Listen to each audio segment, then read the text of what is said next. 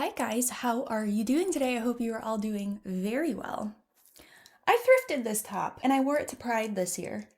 And I haven't worn it since, but I'm wearing it today. I got some new posters and I did a little bit of rearranging with some of the posters I already have. Let me know if you guys like it. Let me know if you hate it. Let me know if you want any of the other old posters back. This is still a work in progress. Obviously, at first it was a lot of like anime related stuff that I had in the background, and obviously I still do have mostly anime related stuff, but I'm trying to like have like different things. Like I put up some like game posters and I want to eventually incorporate more like music related like posters and things like that, like the kind of music I like. That way when people are like, "Oh, what's your favorite anime show, band, all that stuff," you can just look at my background and then you'll know. Jake MUNRO. There was a time way back in the day where you'd hear that name, and if you were on the more alternative side of YouTube, your ears would perk up. Faint memories of a man with a full face of dark makeup, piercings, dressed head to toe in luxury gothic clothing brand Killstar, posting his third video of the week roasting cringe TikTok e-girls. Nowadays, though, there's about maybe a 50% chance your ears will perk up if you hear his name.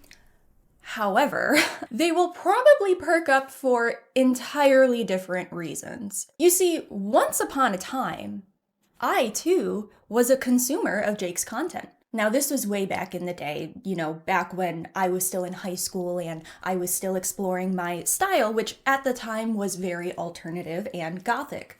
Creators like Jake helped a lot of younger people like myself feel more comfortable dressing alternatively and looking more extreme, even offering makeup tips and fashion recommendations, and always reminding the audience to not care what other people think. But I fell off from Jake's content years ago, until recently. You see, as opposed to just fading into oblivion or adapting his content to reflect the more recent trends in order to remain relevant, Jake has decided to take an entirely different approach.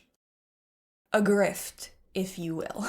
Now he's notorious for bullying alternative and goth girls on TikTok and Instagram, and most recently is attempting to lead an alternative red-pilled movement.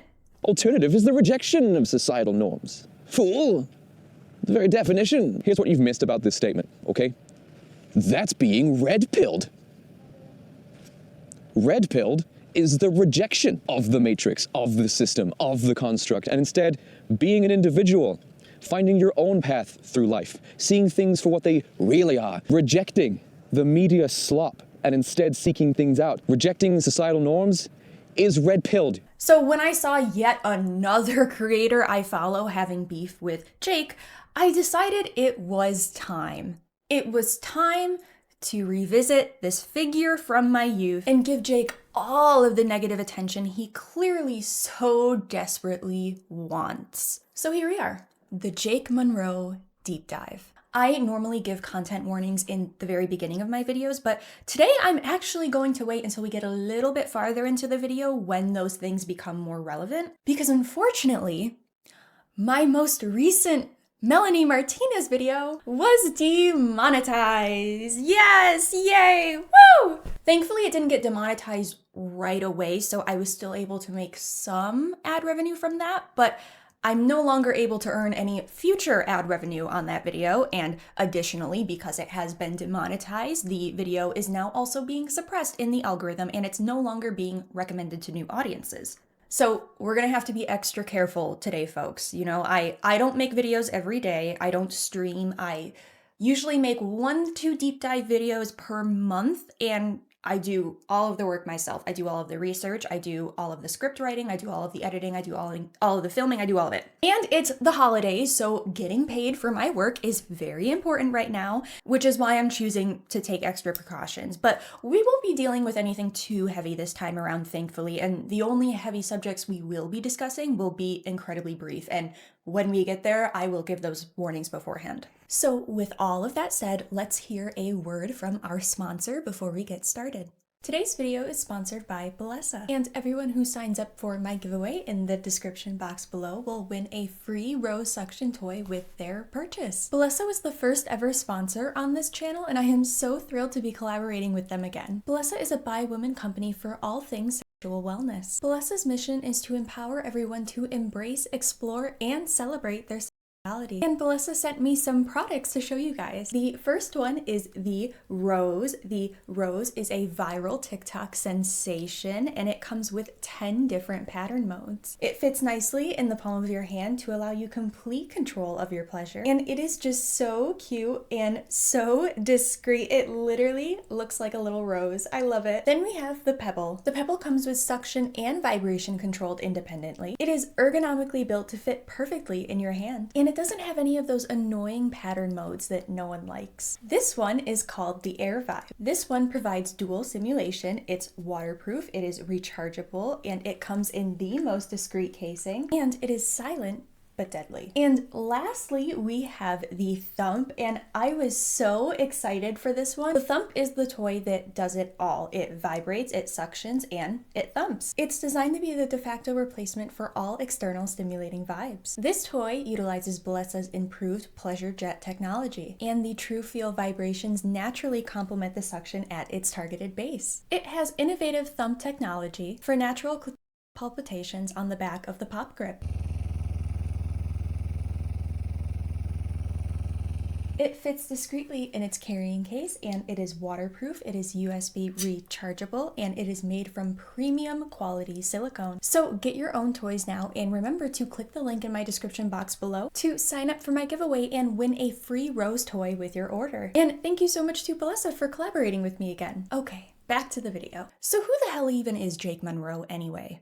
Jacob Elliott Munro Goddard was born on May 11th, 1991, making him 34 years old currently. He was born and mostly raised in England, along with his younger brother and sister and his mother and father. Let's move on to the biography. Jake MUNRO is best known as a YouTube star. I'm glad that's how I'm best known. I'm glad about that. He was born on May 11th, 1991. Correct. In Northern Ireland. Incorrect. Was born in England. And that younger sister is going to become relevant again pretty soon, so just remember that detail. In his 50 Facts About Me video from November 27, 2016, Jake shares 50 facts about himself. The very first thing he states is that he is 5'10" and he is very insecure about his height and that he wishes he was about 4 inches taller. Everybody, and welcome back to my channel. Now, I've realized that I've been doing all these new videos on this new channel, but you guys don't really know me that well yet, so I decided to do a 50 Facts About Me video. So that's exactly what I'm going to do. I'm going to tell you 50 facts about myself, and hopefully me and you can get to know each other a little bit better. How about that, huh? That'd be good? That'd be good. So let's get started with number 1. I'm only 5'10", and I sincerely wish I was about 4 inches taller. And the height thing is kind of like a reoccurring theme. It's a whole thing. He states that he is a huge fan of metal, and his favorite metal subgenre is gent. He also loves video games. He stated his favorite game of all time is Final Fantasy IX, and he has been playing games since he was just 6 years old. My favorite genre of music is metal, and my favorite genre of metal is gent. I love Rick and Morty, and I love Disney movies! Disney! I also love video games, and I've been playing video games since I was at least 6 years old. And my favorite video game of all time, no argument, is Final Fantasy IX. He's also a pretty huge Silent Hill fan, as am I. That's some of the new posters I actually got. And I have my Living Dead doll, but I haven't taken it out of the box because, I don't know. It's just so precious. I don't want to take it out of the box. And if you actually look closely in the background of a lot of his older videos especially, you can see like a Silent Hill 3 poster, and you can see some figures, which there was some videos I saw he had like a little Robbie Rabbit figure. And he also has a whole Silent Hill sleeve. Literally, like a Silent Hill sleeve. He has Heather Mason's face tattooed on his hand, literally. And listen, as a huge Silent Hill fan myself, admittedly, I am duly impressed by that. I don't have a Silent Hill tattoo sleeve or anything like that, but actually my very first tattoo that I got when I was 18 was inspired by Maria's tattoo from Silent Hill 2. She has like a little butterfly on her hip, and I got a very, very, very similar butterfly on my stomach, close through my belly button. And I added a couple little butterflies around it to like make it more original, but yeah. Not as cool as a sleeve, but you know, Jake is also a musician, and he is self-taught on several different instruments, including bass, drums, and also a self-taught metal vocalist. I have played 7-string guitars almost exclusively for the past 4 years. I can play several instruments and self-taught on every single one. My first job out of college was a studio engineer. I know how to play drums. I know how to play bass. I'm a self-taught metal vocalist. And he also has his own band named MUNRO after himself. I will say I did listen to his music in preparation for this video and some of his vocal covers as well that are on his channel. And my honest opinion is that it's not bad. It's not my thing. It's not bad. And I do mean that genuinely. I'm the kind of person that can appreciate art even if the artists themselves are questionable or just straight up a bad person. It's a quality of mine that many people don't like, but you know, I don't think art should lose its value because a bad person made it, right? You know, I think the world would be an extremely cold and dark place if every piece of art that was ever made by someone who did something questionable was discarded and devalued. I don't want to live in a world like that. I'm sorry, I just don't. Jake also enjoys working out, and that is a very consistent thing even now, and he is terrified of bears and sharks. What a shame. Bears are my favorite animal. Aside from the fears that I described in the My 3 Fears video, I'm actually terrified of sharks and bears. I have pretty bad health anxiety, also known as hypochondria. My favorite Christmas movie is The Muppet Christmas Carol. I thoroughly enjoy working out. Gadoosh! Now, aside from those more superficial things, Jake is also pretty open about some of his shortcomings and his negative qualities. Number 1, Jake acknowledges that he is a very negative person. He's also stated that for as long as he can remember, he's had very bad anger issues, and it's very important to remember that. He says he does not like family, and says after several bad experiences, he prefers not to have friends. And actually says that he purposefully went to a college 2 hours away from his hometown just so he could avoid all of the people he went to school with. After several bad experiences, I prefer not to have close friends. I do not like family. For as long as I can remember, I've had some pretty bad problems with anger issues. In my late teens through to early 20s, I suffered from depression that lasted several years. I purposefully went to a college that was 2 hours away from my house just to avoid everybody I went to school with. And it worked. And for the last one, I have to admit, I'm a pretty negative person. He also mentions that he does not consider himself straight and that he even used to cross-dress. And he also claims that bigotry makes him unnecessarily angry. I wouldn't consider myself straight. I love Dragon Ball Z. I used to cross-dress. Now this might be obvious, but bigotry makes me unnecessarily angry. You don't know why I'm laughing yet, but you will. Oh, you will. So that sister I mentioned, let's talk more about her. So Jake is an atheist, and on December 27, 2016, he shared his story of how he became an atheist, titled Why I'm an Atheist, A Cancer Story. When Jake was 10 years old, his younger sister, who was just 1 year old at the time, had developed chickenpox, and when Jake's family took his sister to the hospital, they did various blood tests, and that is when it was discovered that his sister had cancer. More specifically, she was suffering from leukemia. So today is going to be a story time, and it's going to be a pretty difficult story time because this is not a story I've ever told on the internet or to a lot of people who know me personally ever. Now this is a story about how I became an atheist and why I am so confident as an atheist and not agnostic. And the story starts about 15 years ago. Now I'm not an only child. I have 2 siblings. I have a younger brother and a younger sister.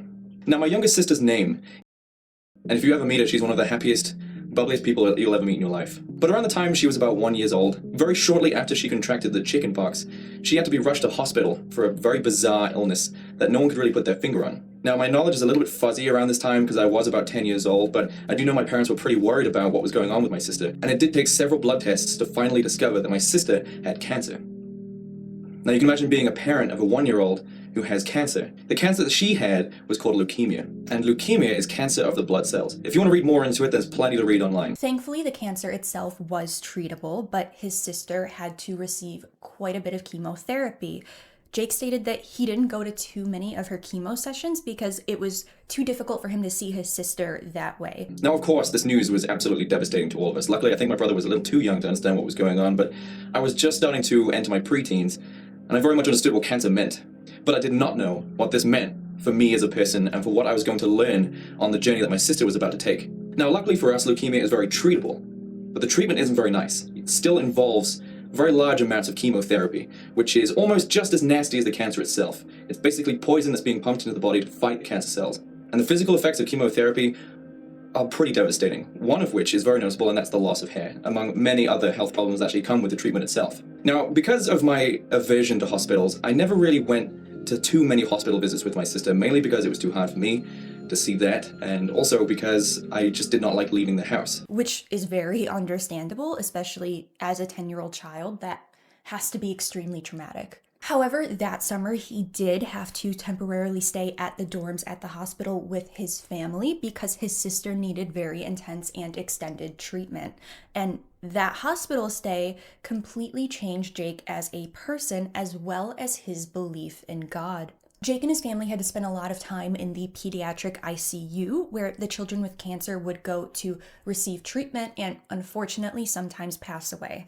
So my sister was being kept in the pediatric ICU, or at least that's what I think it's called. Basically, this is a wing or a ward in a hospital where the terminally ill children are to reside until they're either cured or they die. This is a part of the world that a lot of people who have faith don't ever see. He describes the experience as horrific and that he wouldn't even wish it on his worst enemy. Jake even made friends with some of the children there and was especially close with two of the children. The first child was named Sean. Sean was 8 years old and had a malignant brain tumor that was inoperable and left one side of his face paralyzed as a result. But Jake described Sean as still having a high and happy spirit, and he even bonded a little bit with Sean's older sister over their shared struggle of having a sibling with cancer. Jake was very young, and at the time he did not fully realize that Sean was going to pass away, and I'm going to let Jake tell the rest of that story. Now, I didn't know that Sean was going to die. I didn't... Oh my god, seriously? This was meant to just be a quick video. But I slowly began to understand that he wasn't going to be around forever, and the disease that he had was actually going to kill him. Now, I can't remember exactly where I was when I was told, or what I was doing. I only remember going to the funeral, but I was told that he died. Which was pretty soul-destroying. And it was around this time that I started to really think what is in control of everything, and what people believe happens, and why it happens. The charity that supported my sister and many of the other children that were in the ICU was called LATCH, which is an acronym. And they provided transportation to the city where the ceremony for his funeral was being held. And it's all just talk, and imagination, and confusion, and denial, until you're standing in the church, and you see a coffin that's about the size of a 7-year-old being brought in by people with probably the saddest faces you'll ever experience in your life. And that was really, really hard. What was the plan for this child? If God has a plan for everybody, what was the plan for him? There is no plan. Everything is random chaos of mathematics and physics. Jake also got to know another child in the pediatric ICU named Daniel. Daniel was closer to Jake's age, and he had suffered with multiple forms of cancer.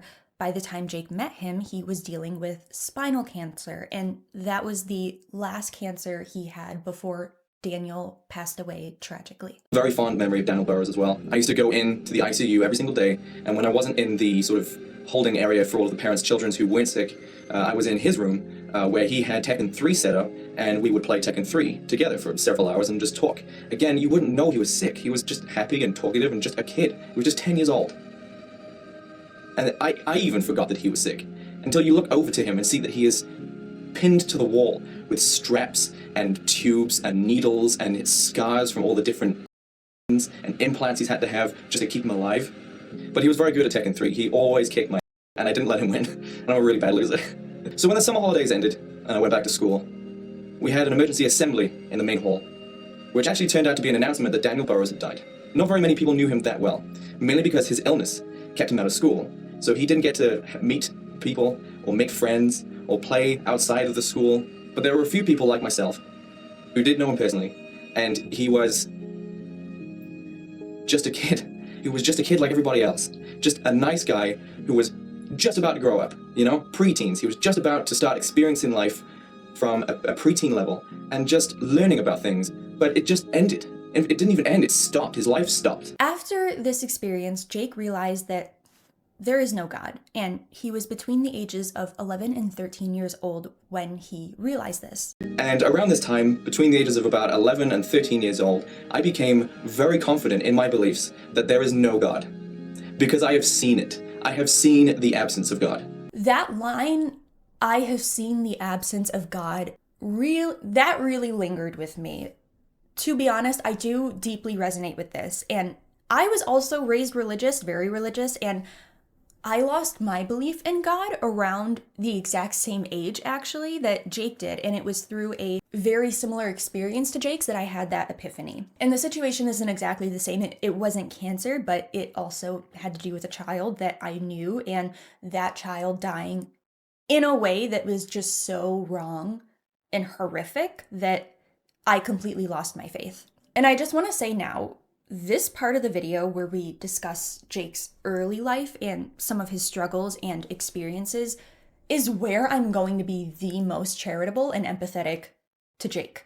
I'll admit, I despise the person that Jake became and is currently.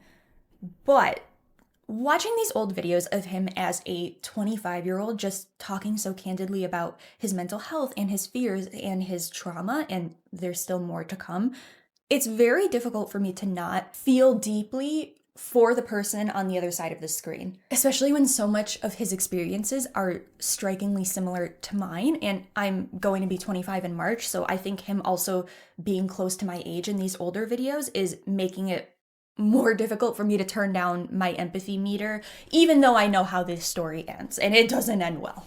It's just so sad because things could have been a lot different. Aside from Jake losing his faith and therefore becoming an atheist, Jake has also, and I'm guessing probably still, struggles with body image issues. And quick content warning, we will be briefly discussing the topic of EDs. So we mentioned the height thing earlier that Jake said he was insecure about, but aside from that, Jake has also stated that he struggled with an ED. And on January 9th, 2017, he uploaded a video discussing this in greater detail. In this video, he does get kind of specific about his habits, and I don't want to trigger anyone, so I'm not going to play any of that. But the ED developed in 2011, and he did eventually get better, according to him, as a result of his partner Kaya helping him recover. I was going through a very stressful mental time as well as physical. I had a near impossible time trying to cope with work, and I was just almost always angry. My memory is almost completely blank from this time in my life, and I can't explain why.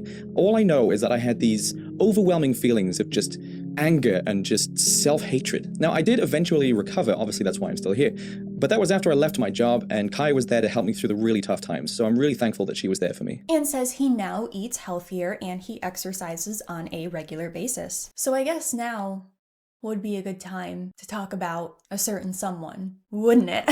If this video is your very first introduction to Jake MUNRO, then you probably don't know what I'm talking about.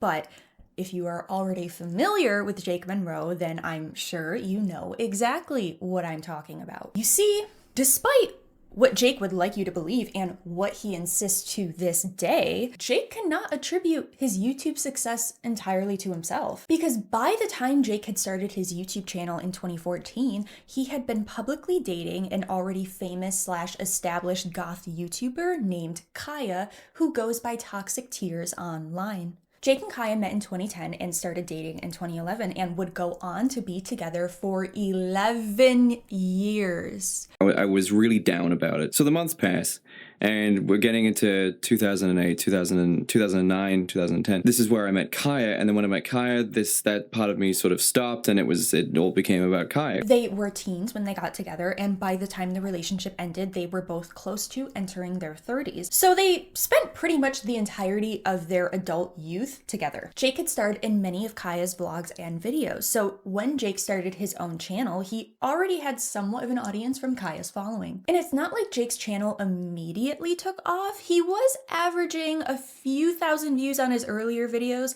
but he would get more views on his videos that featured Kaya, and it's undeniable that Kaya played a pretty significant role in Jake's success, perhaps the most significant role. And this is actually how I discovered Jake because I was already a fan of Toxic Tears, and even now I still watch Kaya's videos from time to time when I do see her upload, which sadly is not as often as she used to, likely due to the turn of events in the relationship. We'll get there. They would be together till around October, November of 2022, literally 11 years. And a lot happens within this relationship, but that won't become relevant until much later on in this video. So for now, what you need to know is that from 2011 until 2022, Jake and Kaya would be in a committed relationship and living together this entire time, having to relocate a few times throughout the course of the relationship. And on the surface, they seem perfectly happy, but as we'll later find out,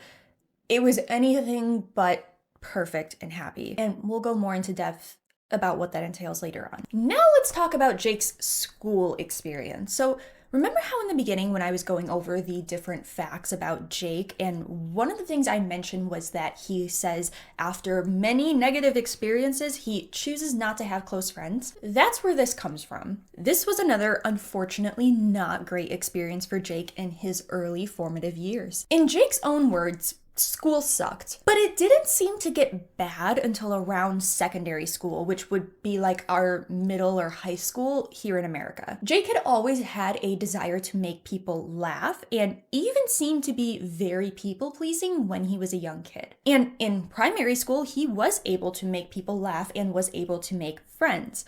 But unfortunately, once Jake entered secondary school, he was separated from his friends.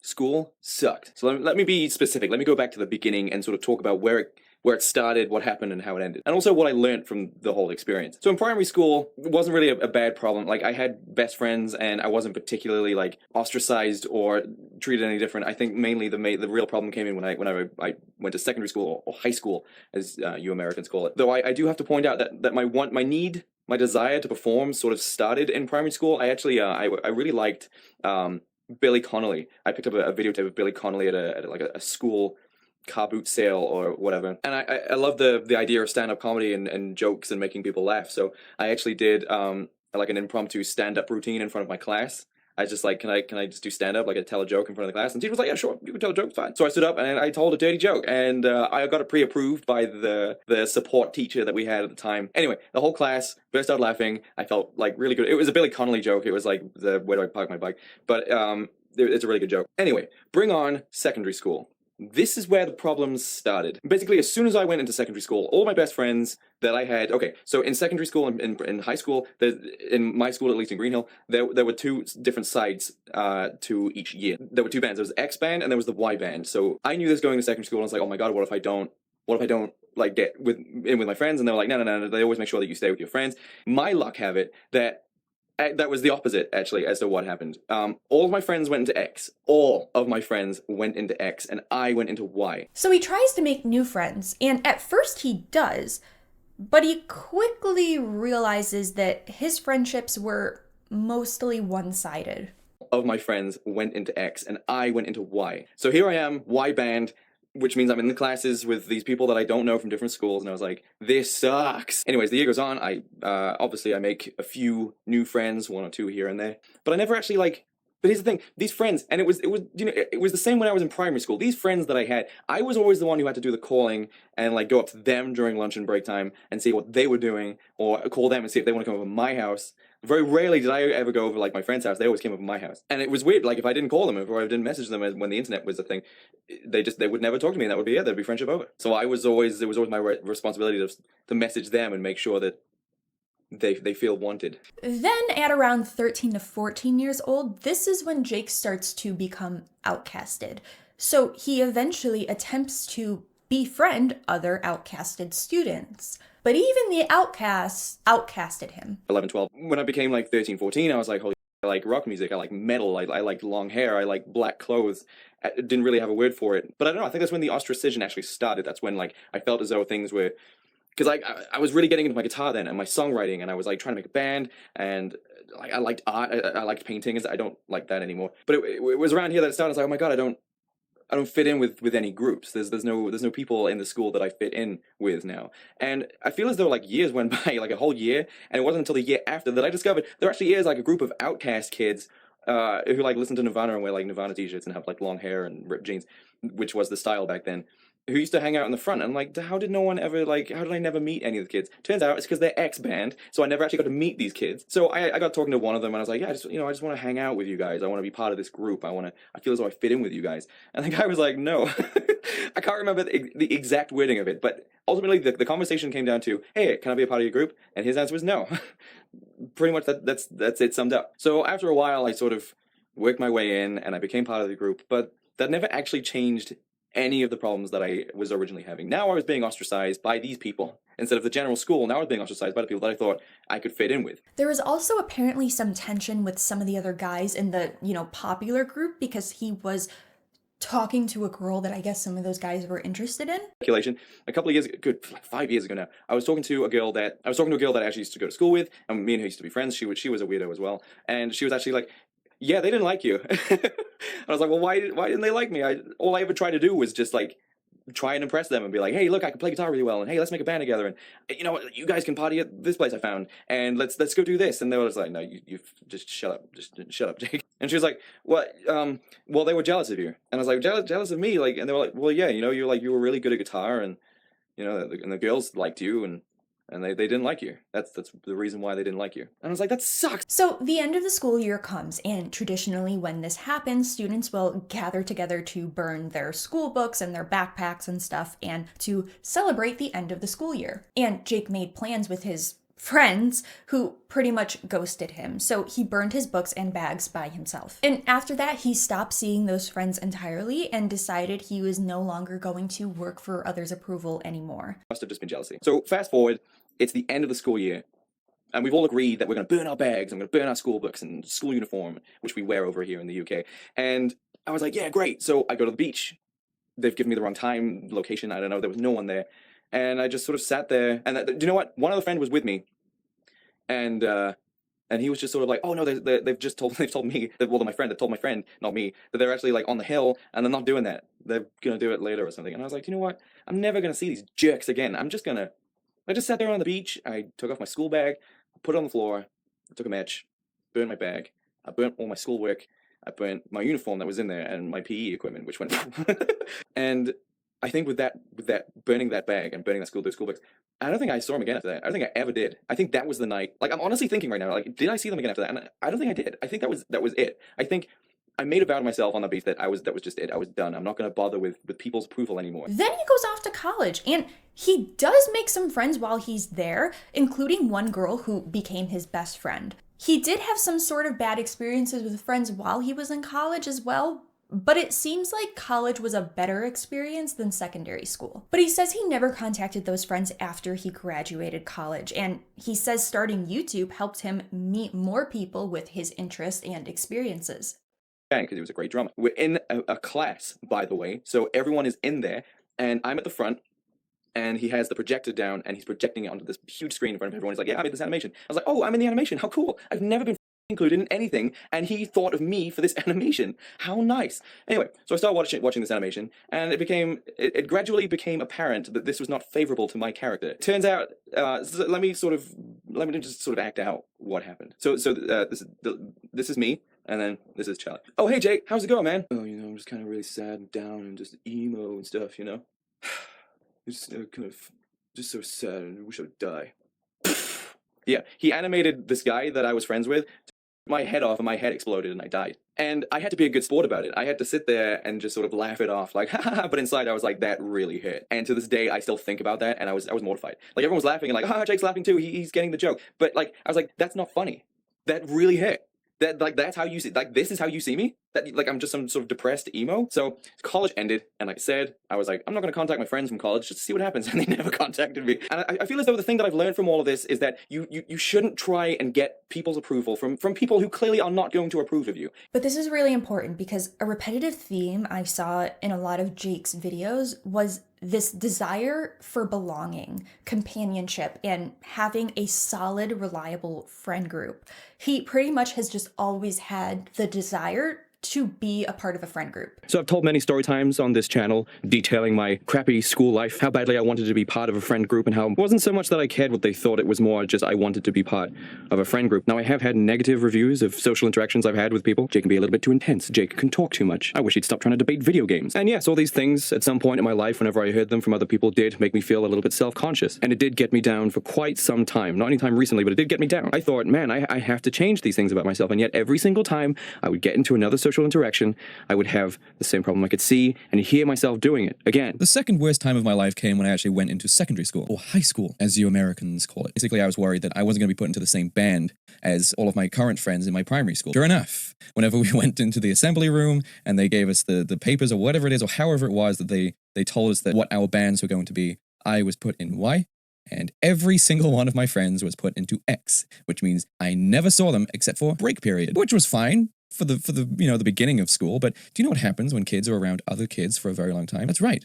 They create friend groups that I was not part of. So all of my best friends and all the people I got to know through primary school all moved on and had their own brand new friend groups that I was not part of. So I had to make new friends, and I did. Very, very few. It turns out I'm not one of those people who has wide friend groups. Popular, basically. I wasn't very popular. Anyway, my torment through school came in the shape of social. I was not ever accepted into the friend groups that I wanted. Basically, there was two large groups. Okay, so there was three large groups. There was like the popular kids who sucked. And then you had like the massive nerds, like the music geeks, the band nerds, which were fine. I was friends with a lot of them, but I was never really, part of their friend group. And then you had like the goths and the rockers and the punks and the emos who all sort of stuck together. And it was this friend group that I wanted to be part of, but no matter how hard I tried, I would not ever be accepted. They sort of just hung out around the front of the school. So as the years went on, I eventually did get into this friend group, but as a bit of a pariah. So even in a group of goths and rockers and metalheads and emos, I was still the unpopular kid within this group. You had like the leader guy and the popular girl who they were the ones who said where the parties were and what weekends we were going to be going down the beach to get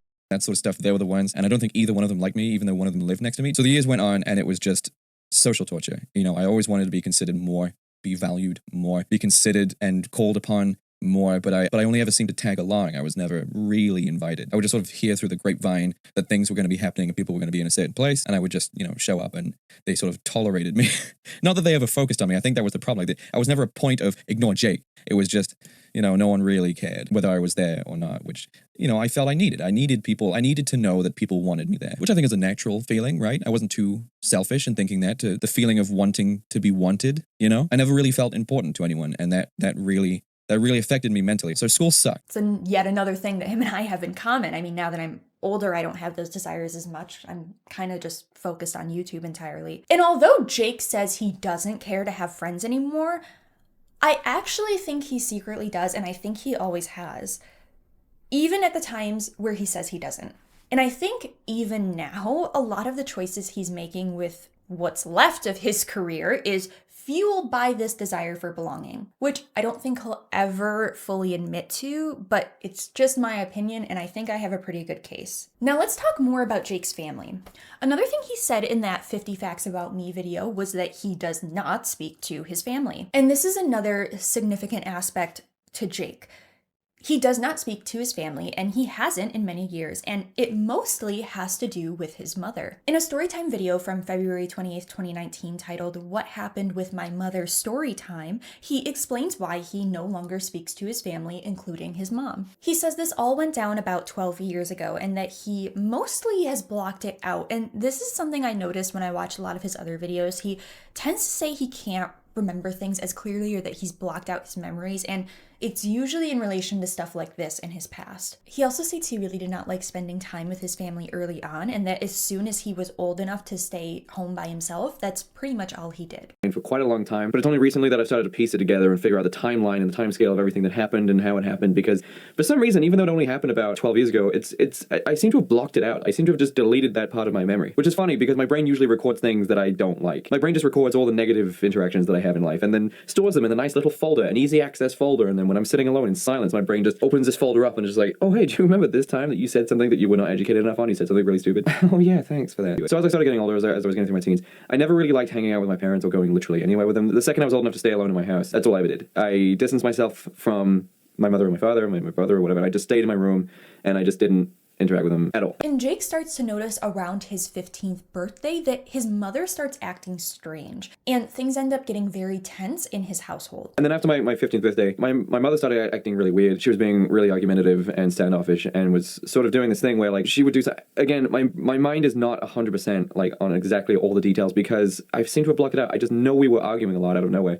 And the arguments, she would sort of twist and get my dad involved, and then my dad would take her side, and then they would both be arguing at me, even though it was something I'm pretty sure it was my mother who did it, because I remember being mad about it. Anyway, the arguments got so bad, and the tension in the family got so bad, where like I didn't want to be there. It was kind of obvious that they didn't really want me to be there anymore, and it was really weird because like we'd been like a typical normal British family this whole time, you know, like there was no dysfunction, but not quite perfection. It's the first line of the song. It's like, you know, we weren't a dysfunctional family, but like it wasn't perfect. It was just like a normal British family. Like we had a problem, but things just sort of started to dissolve pretty fast out of nowhere, and it was coming from my mother, and I wasn't sure why. I couldn't figure out what was going on with my mom, why she was being so distant and being so argumentative and just so standoffish with me all the time, and why we were just clashing. So then the arguments got so bad that I was just like, do you know what, I want to move out. Like, what's the legalities of me getting the hell out of this house? So Jake decides to leave home, but he is 15, so he can't actually legally leave home. And at this time, he was dating a girl a couple towns over. So he starts spending more time with her and more time at her mother's house, but eventually, problems arise there too. So for a period of about a couple weeks, her and Jake are temporarily homeless. So for a couple of weeks, me and her just kind of were homeless. Look, I'm aware of the varying degrees of homelessness. There's people who have like lost their homes to debt or just losing their jobs or whatever, and they literally have no home to go to, or they have no family. But then there's also people who, you know, they're from dysfunctional homes or broken homes and they don't feel comfortable going back. So in that regard, we were homeless. We didn't have homes that we felt comfortable going back to. And this is where things got really bad. So we go out and we'd party and we'd have fun, hang out with our friends. Our friends would go home. And then we would just sort of be wandering around town late into the morning, like 2, 3 in the morning, just trying to figure out what to do. So you sort of quickly sobering up. It's getting cold. You don't really have anywhere to go. You're hungry. So there was actually this park that was in Tenby, and there was like this little seating area that was covered by this stone wall and it had like a roof on it. And because it was the summer, it was pretty warm. We just took off our hoodies, turned them into pillows, and we just slept in this one little seated area in this park for a week, 2 weeks. And then after a couple of weeks, there was actually a party in the town just over, or there was a gathering, then we went to go hang out with our friends, and we were like hanging around on the beach. Basically, that's all we did. We just hung out on beaches all the time with like the friends we liked. And we were going to walk all the way back to Tenby, which was like a 3-mile walk. So the same thing happened again. We were having a party on the beach with our friends would go home, and then we were left alone, and the night would go on, and we'd kind of be trying to find somewhere to stay. So then we're sort of walking through the streets, and it started to like drizzle, which is like very British rain, and we were just getting soaked, and like we just didn't know what to do. So what we ended up doing was there was this store that was called Teggers, which was like this discount beachside store, which had closed now about a year ago. The front door was locked, but if you went around the back door was just wide open, and you could just walk in. And it was like this huge warehouse of a store because it had been cleared out, except for like this pile of like diapers in the corner, like this huge pile of like diapers in the corner, like fresh, clean ones in pack. So what we did was we ripped them all open. We made like this little nest area, and we just slept on this huge pile of diapers. And then we woke up and we were like crazy cold and super hungry, and we were just done with it. So and eventually they get sick of being homeless, so they go back to his girlfriend's mom's house, who reluctantly decides to let Jake stay there once he explains his home life situation to her. At this point, it's Jake's second year of college, so some time has passed since he left his parents' home for good. But it's the holidays, so he decides to call his mother and see how she is doing. And that is when she reveals to Jake that she is now living in England alone and that her and his father have broken up. So, of course, Jake wants to know why, and I'll let him explain what was revealed to him by his mother. The whole time. So I decided to call my mother, and I'm like, hey mom, happy Christmas or whatever. It was the first time I've spoken to her in 2 years. And this is how that conversation went. This is what she told me on the phone. Oh, Jake, yeah, me and your dad aren't together anymore. No, we broke up. Unfortunately, things, didn't work out, and I'm living in England now, but nice to hear from you. And then I was just like, I was blown away. I was just like, my parents have always been together. Like, it was so weird to hear the news that your parents had broken up after being together for so long. And they had broken up, and I wasn't in shock because I really didn't give a about my parents too much, but it was just really, it was an odd feeling. It was weird. I wasn't like, it was just like, huh.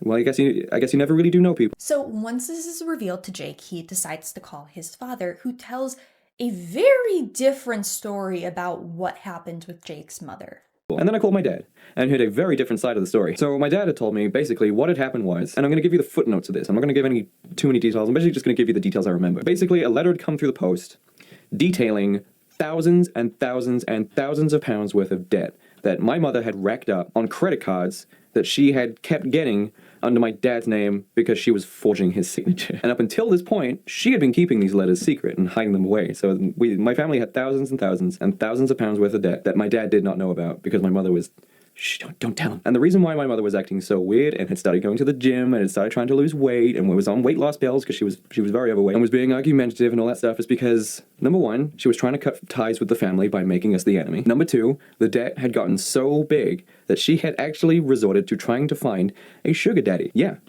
my mother had gotten so desperate that she was willing to leave a family she has been with for the past 16 years to go to some random guy who was willing to pay for her to live with him or something like that. And my mom had never had a job, right? For as long as I knew her, she never had a job. She was always just in the house doing nothing by the looks of it, while my dad was always the one who would go out and work, you know, like the 9 to 5 and then do overtime and come back and was completely shattered. So yeah, she was losing weight to try and catch herself another man with a lot of money. So not too long after this letter had surfaced, my dad went over to my mother, who was in the store that my dad was working at the time, and he was like, what is this?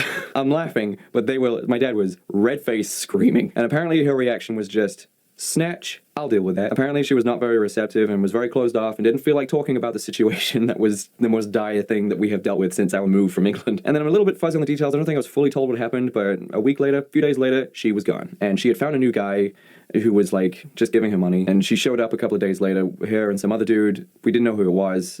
Not entirely sure if it was the new guy or just some guy. And she took like all of her family heirlooms that she had like contributed to the family over the years. And she just sort of stripped the house bare, you know, while my dad was at work. It was like so shady. So my dad got back from work and saw that like literally everything had been taken. He had no idea where my mother was staying, no idea where all the stuff had gone. So she was gone. And of course, because all of this debt was in his name, this debt that she had created over the past couple of years was now his. Eventually, Jake and his girlfriend break up, so Jake decides to go back to his family home and reunite with his father. And when he gets there, he sees that the home is completely empty. And he also sees that while he was away, his siblings and father had gotten closer with each other, making it difficult for Jake to integrate back into the family. So he doesn't. Jake leaves again. And now he only occasionally talks to his sister, but he does not speak to his brother, father, or mother at all. And at this point, it was in 2019 since they had last spoke. And he seems pretty content with that. So that is Jake's background, his life, his family, his struggles, his interests, everything that makes Jake MUNRO Jake MUNRO. But there's a couple more things I want to look at before we begin to take a closer look at Jake's actual YouTube career and his channel. First, I want to talk about his sexual orientation, which might seem odd, but this is actually important to note for some things we'll go over later on in this video. On May 12th, 2019, Jake posted a video titled "That Time I Got Catfished," where he talks about, well, how he was catfished that one time. This actually happened right before Jake and Kaya got together, but in this video, Jake reveals that aside from women, he is also sexually attracted to men. Holding off on telling the story because I've never explicitly said what my orientation is, but this one kind of sells it. So take from the story what you will, but I'm going to tell the story either way because it was just such a weird coincidence that it turned out like, okay, here we go. So the year is 2008. I'm 17 years old. It's my second year of college and me and my friend are running around having a great time as we usually do, but then we're in live music class, which I didn't really pay attention to because I was mainly interested in music production rather than live sound, so we had a lot of conversations in these classes. Basically, we ended up having a conversation because my best friend was a girl who was a lesbian, and as well as that, a lot of my friends in college were also just on the spectrum, like no one was completely straight. So then that made me start thinking, what am I? And we had this conversation about where mine, hers, what was going on with everyone else because people kept changing. It was very interesting. It was very fun. I honestly can't remember the entirety or the key points of this conversation. Anyway, it turns out that I might actually like dudes. and this was very interesting to me because I grew up in this very sort of sheltered village where there were no gay people at all. Well, there were gay people, but no one was outwardly saying that they were gay. So I was like, ooh, this is very interesting. I started looking at other people differently. I started looking at guys differently. I started looking at them objectively. Obviously, inwardly, never outwardly, just like, hey dude, nice bulge. Like, I wouldn't do that. Before we move on, I think ultimately what it comes down to is I wouldn't say I was definitely 50-50. I think maybe it would be I am attracted, but not romantically. I think that's ultimately what this is. This catfish was actually a guy Jake met online, and the other guy also turned out to be attracted to men. So Jake thought it would be a good opportunity to explore that side of him. But it didn't end up working out, and he found out through Kaya that the guy had actually been catfishing Jake. So the months pass, and we're getting into 2008, 2009, 2010. This is where I met Kaya, and then when I met Kaya, that part of me sort of stopped, and it all became about Kaya. And we started talking, and, you know, it was just me and her. And this part of my life didn't creep up again until I visited Kaya for the first time. I think it was maybe the first time, it was like 2009, I think.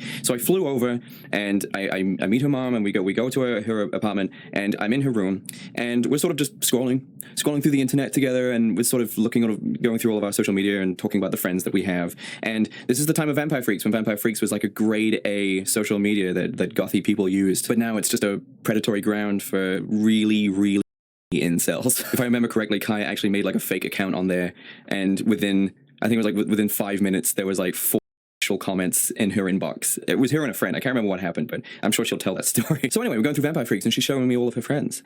And lo and behold, a very familiar profile photo showed up. Oh yes. It was the guy, but with a different name and a different location, and many more photos I'd never seen before. Way more recent photos. Yes, the person who had been catfishing me this whole time was using the photos from someone that Kaya knew on Vampire Freaks, and it was a completely different. And it was at that point I realized that I had been catfished from the very beginning. I have no idea who it was I was talking to or what they did with the photos that I sent them. They were not explicit. So yeah, that's what happened with that situation. It was a short story, but a story nonetheless. And sometimes I still think about it now. I'm like, man, I'm so glad that my catfish situation was that tame.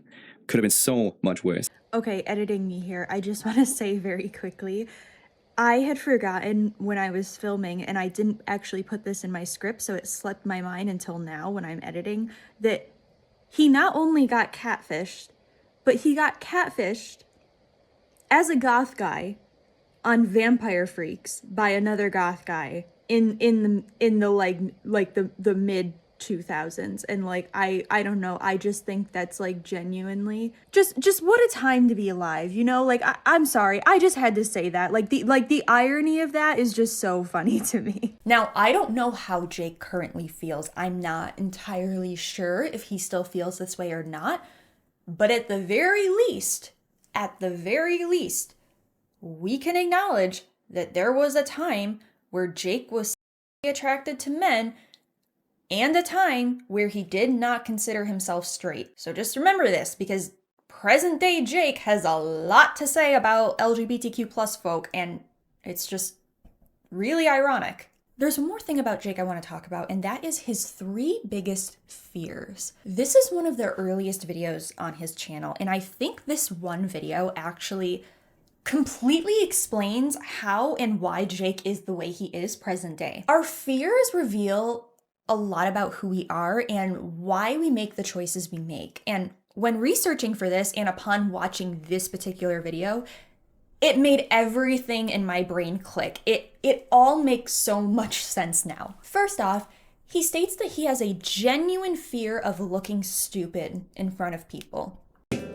Looking stupid. I have a genuine fear of looking stupid in front of people, whether it be in real life, which is more mortifying, and also with social media as well. Now, I don't know why, but I feel as though my mind isn't quite as sharp as it used to be. And I feel as though I'm making way more mistakes than I have ever made in my life. It could be sitting in front of a computer all day, the amount of editing, the amount of things I'm doing with my life, but I'm just not as focused as I used to be. And I feel as though I'm making more mistakes, and I'm sort of worried that I'm gonna make one big mistake that's gonna make me look really stupid.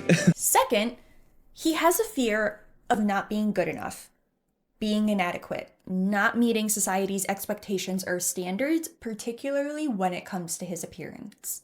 Number 2, not being good enough. As you guys have heard, I'm actually really insecure about my height and just basically the way my body looks. I feel as though I look all deformed and weird and not really the shape that a person's meant to be. You know what I'm saying? And I just feel as though everyone's looking at me as if I'm not as good as someone else, you know? Like, oh, Jake's not as tall as that guy. Jake's not as strong as that guy. Jake doesn't look as good as that guy does, you know? And I'm gonna be talking about that subject in another video to come. And lastly, but most importantly, he has a fear of mediocrity, of never achieving anything, making something of himself, and just being forgotten.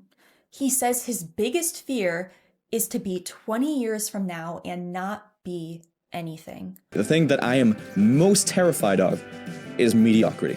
Never achieving anything, never being recognized or appreciated, and just generally being forgotten. Ever since I was a kid, I've had an ambition to be more than just the 9-to-5, Monday to Friday, hate my job salaryman. I've had this really strong ambition all my life, and to be honest with you, people have resented me for it. And I've lost friends over trying to get them to work as hard as me. That's one of the reasons why I've been a solo artist for the past 6 years of my life. Really, my ultimate fear is to be 20 years from now and not achieved anything. All my efforts were just completely pointless, and I just turned into one of those old guys that you see working in an office who just hates his job, you know? That's my ultimate fear. I think these are all very understandable, very relatable fears to have. And I think that last one about mediocrity and the fear of not being memorable, the fear of not making something of yourself that will outlive you is especially relatable. I also have this fear, and I think a lot of it comes from not believing in God or having a religion, which Jake is an atheist and I'm just non-religious in general. Because when you have faith, there's less of a desire for a legacy that will outlive you because there's this idea that there is life after death. And the goal is to live your life in a way that will ensure that you find eternal happiness in the afterlife, going to heaven, or, most religions have their own version of that. But when you don't believe in life after death, if all you believe is that you just have this one life and this one life only, and if there's nothing else after that, then it makes sense to want to make something of yourself and make something of your life that can be your legacy or your, afterlife, I suppose. That's the way I look at it, and I can't know for sure if Jake feels similarly, but I'm going to bet that he does. I'm going to bet that that fear comes from a very similar place of, all I have is this one life, this one burst of consciousness that I may never have again, so I have to make something of myself while I am here. These three things, fear of looking stupid, fear of not being good enough, fear of mediocrity, like I said, it makes a lot of the choices Jake makes and has made in the past make so much more sense. And I just want you all to really remember these fears. Because as we go through the timeline of Jake's career and we examine the many questionable choices he makes, especially as of now, it's easy to identify these fears and the thought process behind these choices. Listen, I don't want this to just be a Jake MUNRO hit piece deep dive, okay? I think there's a lot that can be learned from this story. I think it offers valuable insight. So now let's explore Jake's actual YouTube career. So he started his channel in 2014. And this era of YouTube was the beginning period of what's known as the anti-SJW era. Basically, the YouTube platform in the mid-2010s was dominated by creators essentially making react content to SJWs or social justice warriors. All white people are racist. Hey, I'm a feminist. That's right, a feminist in 2014 America. What does that mean? That means I want you to stoop down to my level. And that means don't go on a diet, don't wear heels, don't do makeup, don't do your hair, don't try to look pretty. I get catcalls all the time and I hate it. I just love blogging about it though, and I love blogging about it on my Tumblr. You don't have to look nice for boys. No, that's the patriarchy telling you to do that. You can be a fat, lazy slob and do anything you want, and then you have to force people to accept you, because that is how it works. Which seems to be making a resurgence in this Trump era, unfortunately. Anti-SJW content was what most of the platform consisted of, and it was what was most popular / what the algorithm was really pushing at the time. But aside from that, we also had this more alternative side of YouTube that was doing its own thing. This era of YouTube consisted of often teens or young adults doing things such as vlogs or try-on videos and hauls, doing challenges, or just sitting in front of your camera and talking candidly and openly about yourself, your life, your struggles. Think of like the Draw My Life trend, right? Things like that. So when we think of this side of YouTube, we think of creators like Social Repose or Eugenia Cooney, Jeffree Star, Brian Stars, and the My Digital Escape crew, all of which had their own separate channels aside from the main My Digital Escape channel. And even much bigger creators like Tana Mojo would also fall into this category. And what you'll notice about a lot of these creators, not all of them, but a good amount of them, is that they usually have some kind of like dramatic appearance, whether it's more scene or more alternative and gothic or very bougie and glamorous, or a white man wearing a Native American headdress as part of his costume and stage persona. Side note, if you guys want a social repose or a Brian Stars and My Digital Escape deep dive, let me know. I would do both of those things major justice, as I was very present in this era of YouTube. So Jake would fall in this category of YouTube. Mainly vlogs with clickbait titles. Occasionally we get a song cover or a Q&A, or just very candid storytime videos or videos regarding mental health. And he would end every video with his trademark catchphrase, "I had a great day because I made it a great day." That's going to be interesting. I'll try that tomorrow. So I'll see you guys tomorrow. I had a great day today because I made it a great day. See you guys. Okay, so I'll see you guys tomorrow. I had a great day today because I made it a great day. I fixed my sleeping schedule. I'm super happy about it. I'll see you guys tomorrow. Pretty fun. Okay, goodbye everyone. I had a great day today because I made it a great day. And hopefully you guys did too. All right, goodbye everyone. And most of these videos are getting around a few thousand views each, give or take, with some of the ones Kaya was featured in getting more views. And he would occasionally get videos that got a lot more views and virality. So for example, he did a video called the TMI tag that got around 29,000 views. His ED video got 15,000 views. His Silent Hill sleeve tattoo video got almost 50,000 views. So he's doing pretty well. He's slowly and steadily building his channel, pumping out content pretty frequently, about 2 to 3 videos per week, averaging a few thousand views per video, getting the occasional more viral video here and there. And something else to note, aside from his own YouTube, Jake had another channel for gaming called MAG, or Metal Gaming. This was actually a collaboration channel between Jake, Kaya, and another one of Jake's friends, where they would make gaming content. And you'll see them reference this channel a lot in their videos, but unfortunately, the channel no longer exists. I'm guessing it was deleted at some point, maybe as a result of the breakup, perhaps maybe before that, I'm not sure. So then Jake starts to shift his content to focus less on vlogs and more on content related to being goth and alternative. Because you'll notice if you go through Jake's channel in his earliest content, after a couple years of consistent posting, his appearance starts to become more dramatic. He starts wearing more wigs, he's coloring his hair, very dramatic, bold, colorful makeup, shaved eyebrows, colored eye contacts, and wearing a lot of popular gothic clothing brands such as Killstar, Punk Rave, Disturbia, etc. This was the era of Jake MUNRO that I discovered him, as I was a teenager exploring my style, and at that time I was really getting into alternative and gothic fashion, so therefore I was consuming a lot of content about those things, including Toxic Tears and Jake MUNRO's content. And not only did he make content about alternative and goth fashion and makeup tutorials and stuff, but he also made a lot of content talking about goth subculture and elitism within it. And this is a huge point of contention with Jake MUNRO, especially currently. You see, there is a distinction to be made between dressing gothic and actually being goth, aka being a part of the goth subculture. A lot of people use the label alternative or alt as a blanket term for any alternative style or subculture, but the umbrella of alternative is vast and diverse. There's goth subculture, there's scene, there's emo, there's metal culture, etc. And even within these subcultures, there's even more diversity. So for example, there's different variations of goth. There's traditional goth, there's new goth, there's mall goth, Victorian goth, corporate goth, even gothic Lolita, which would probably fall under the Lolita umbrella and not the goth one, but still. And although all of those things are still considered goth, they are their own subcultures with their own history. Mall goth, for example, is heavily inspired by 90s and early 2000s nu metal. Traditional goth is inspired by popular 80s goth icons such as Susie Sue and Robert Smith. Victorian goth, of course, being inspired by Victorian-style ball gowns and royalty aesthetic. New goth being the more modern-day Killstar-coded goth. But goth is so much more than fashion. We are going to explore the history of goth subculture a little later on in this video, so I don't want to get into too much right now. But the fashion is only one aspect of the subculture and is probably actually the least important one.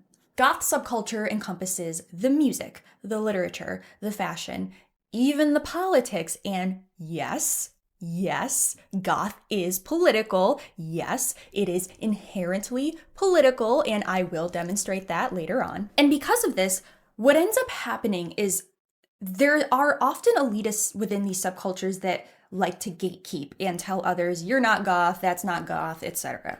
And this seems to be Jake's experience, because he made a lot of videos and still makes videos talking about goth elitism and elitism in alternative subcultures, and how he often would face elitism being hurled at him. But Jake seemed to understand, at least at this time, that in some social circles, he would be labeled as goth, but in actual goth social circles, he wouldn't actually be considered part of the subculture. And he states that he uses the goth hashtag for the purposes of discoverability, but that he doesn't actually listen to goth music. So yeah, the reason why I dress the way that I do is because of J-Rock, is because of the extreme aesthetic and the live out loud aspect of the, not only the music, but also the way that they looked. And I was like, I just love the whole package. I love the extreme music and I love the extreme look. And you know, for the longest time, no one told me what goth music was. Like, I went, so as far as I knew, okay, all the way through school, all the way through college, not one person ever mentioned anything about The Cure or Susie and the Banshees. My dad didn't listen to it. None of my friends listened to it. No one in college listened to it. No one listened to it. No one told me about it.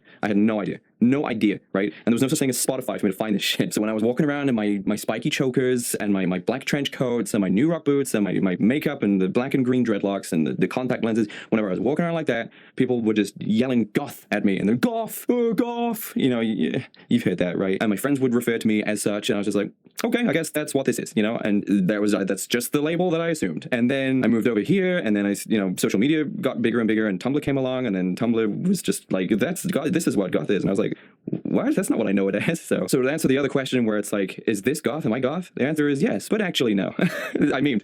I did a meme. I dated this video because memes don't last very long. So shit. I do wonder how far I would probably go with that, because, it's hard to imagine what sort of situations one could possibly be in where that would be brought up, especially if it was going to be discussed at length. But whenever it comes to Instagram, which is almost exclusively a visual platform, as well as, YouTube, when people are looking for an aesthetic, when people are looking for people who look like me, or looking for inspiration on how to spice up their looks, usually they search the word goth, regardless of what the models in the photos may listen to. It still says #goth in the bottom, almost as if there are two aspects to the concept.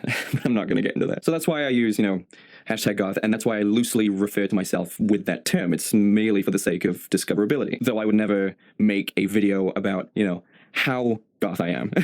Because honestly, as far as some people are concerned, I'm not. So if you're one of those people who are just like, you're not goth, you don't like Susie and the Banshees, what do you... So to you, I'm not, and that's fine. I don't need to live up to your classification, right? That's fine. So if one of your ilk asked me if I was goth, I would say no. I will say, as someone who spent quite a bit of time in the alt and goth spaces, elitism is rampant. It's a very real thing. It's not just some stupid TikTok joke that people say. No, it's real. It's very real. I have encountered so many goth and alternative elitists. So many of them, and on all different parts of the elitism spectrum. I knew this one dude that made his entire personality just about how goth he was. And he would do this thing where he would quiz people on his social media, on his Facebook, on how much they know about goth. And he would do this elimination game where if you didn't answer a question correctly, he would block you and essentially stop being friends with you because you weren't goth enough for him. And I knew another girl whose entire personality was just being alternative, being the most alternative looking person at all times. And she would get really insecure and weird around other alternative girls, including me.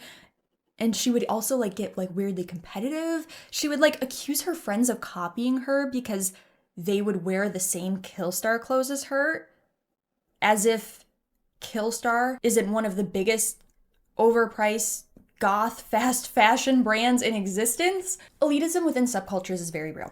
And Jake, being someone with the style but not really partaking in the music or any of the other aspects of the subculture, would be the perfect target for gatekeeping and elitism. But he actually used to take it very well. And he even used to acknowledge, yeah, I'm not actually goth, but I don't really care. Which is very different from what he's doing now, because not only does he insist he is a part of the goth subculture now, but he's actually trying to redefine and rebrand goth to fit a more red-pilled conservative narrative, which is inherently contradictory and stupid and illogical. In other words, Jake has become the goth elitist he so greatly despises. Oh, how the turns have tabled. But to be honest, even at the times that he says he knows he actually isn't goth, he still makes statements that to me feel a little bit elitist. For example, in some of his earlier videos, he would make comments about how he was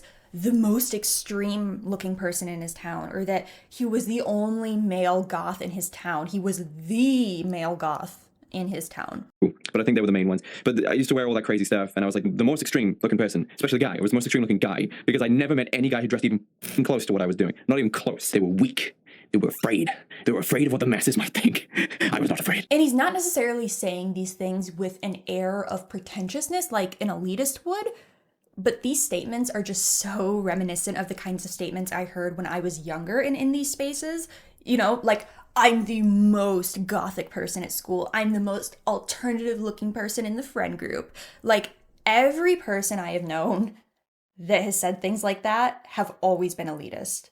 Like, I'm sorry, but it's true. I think Jake has always been kind of elitist, but I think the difference is now he's older and angrier and less afraid of being made fun of or bullied by others. He's not quite as people-pleasing as he used to be. But this content about elitism and goth and alternative-related things in general is what started to really bring in the views for Jake. Suddenly, he's going from a few thousand views on average and occasional moderate virality to getting anywhere from tens of thousands to hundreds of thousands of views per video. And naturally, with more views and more subscribers comes more opportunities. Brands such as Killstar and Punk Rave start to sponsor and collaborate with Jake. And by December 6, 2019, he had surpassed 100,000 subscribers. So now it's 2020. At this point, the pandemic is hitting and lockdown is in full effect. Everyone is stuck inside their homes with nothing better to do than doom scroll on social media. So this was a really significant period of time for a lot of content creators, especially TikTokers and YouTubers. A lot of very well-known content creators on these platforms were birthed out of this era. And TikTok especially blew up during the pandemic. Not that it wasn't popular before the pandemic, but because people had so much more time on their hands, not only were more creators making more content, but a lot more people were consuming content as well. So Jake, like a lot of other creators at this time, decided to pivot his content from focusing more on alternative and goth and fashion and makeup, vlogs, Q&As, sponsorships, etc., to react content. More specifically, he was making content reacting to TikToks. This was popular at the time, but to be honest, this style of content was a bit more popular in the early to mid 2010s, and while it was still popular in 2020, it was becoming less and less popular. Especially with the rise of creators making more long-form content, such as deep dives or video essays, there was less of a demand for this particular style of content. And I just quickly want to make a distinction.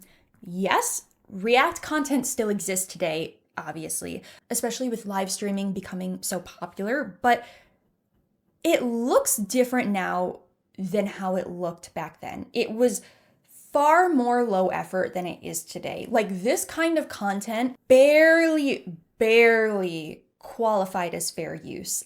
Barely. It was extremely low effort. Nowadays, when you do React content, there's a bit more of an expectation to like make it transformative, to give actual commentary, right? To make your video substantive. So while React content did exist back then too, it doesn't look the way it does now. Like I said, it was much more low effort. And like I said, this style of content peaked in the early and mid 2010s.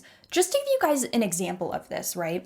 If you were, like I said, on the more alternative side of YouTube during this time, you may recall creators such as Crank That Frank, who blew up on YouTube from his very popular series, Try Not to Cringe Emo Musicallys. He made dozens upon dozens of videos like this where he would just react to emo musicallys, and FYI, Musical.ly was what TikTok was before it was bought and renamed TikTok. Sniper Wolf and Onision would also be another good example of this.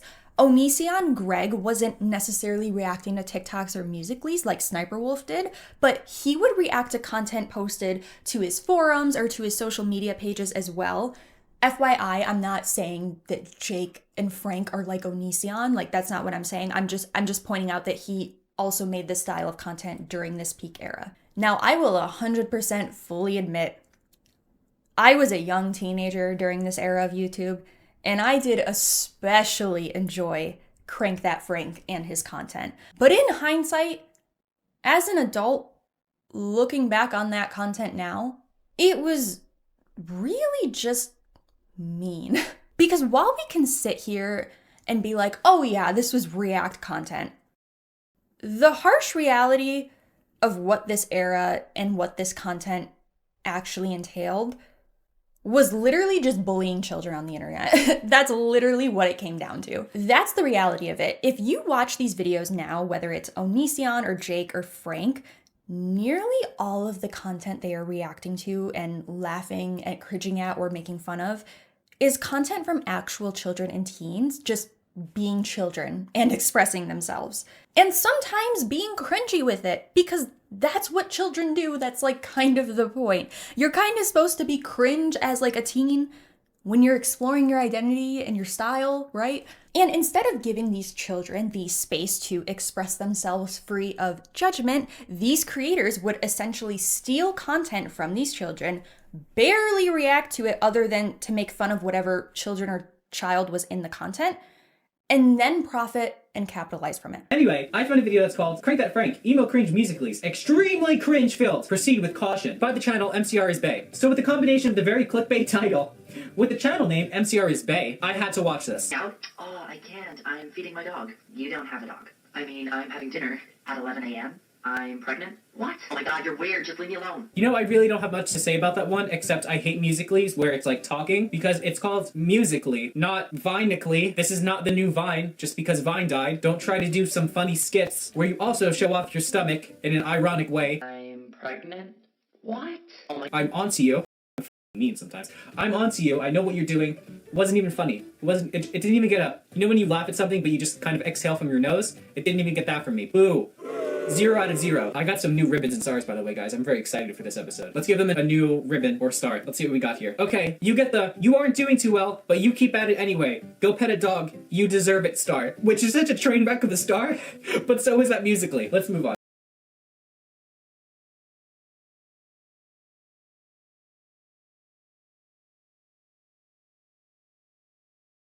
They didn't even look emo. They were just making a Musical.ly on a trampoline with their friends. If you're not getting likes, you are wasting your time. I tried to do the clapping emoji meme and I'm failing. Let's stop with the memes. Let's just continue.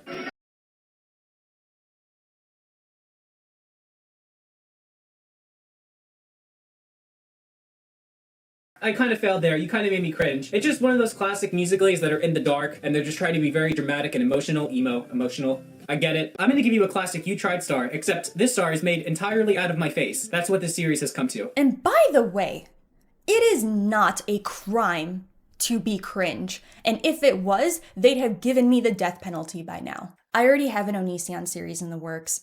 I only have part 1. I'm going to follow up on that eventually. I know you guys have been begging for months. It's one of those things where I have to prioritize the content that will pay my bills, so therefore I haven't had time to continue that, but I will. That is like my number one biggest aspiration of it as a YouTuber, is to make an Onision deep dive series. That project is my baby. It will happen.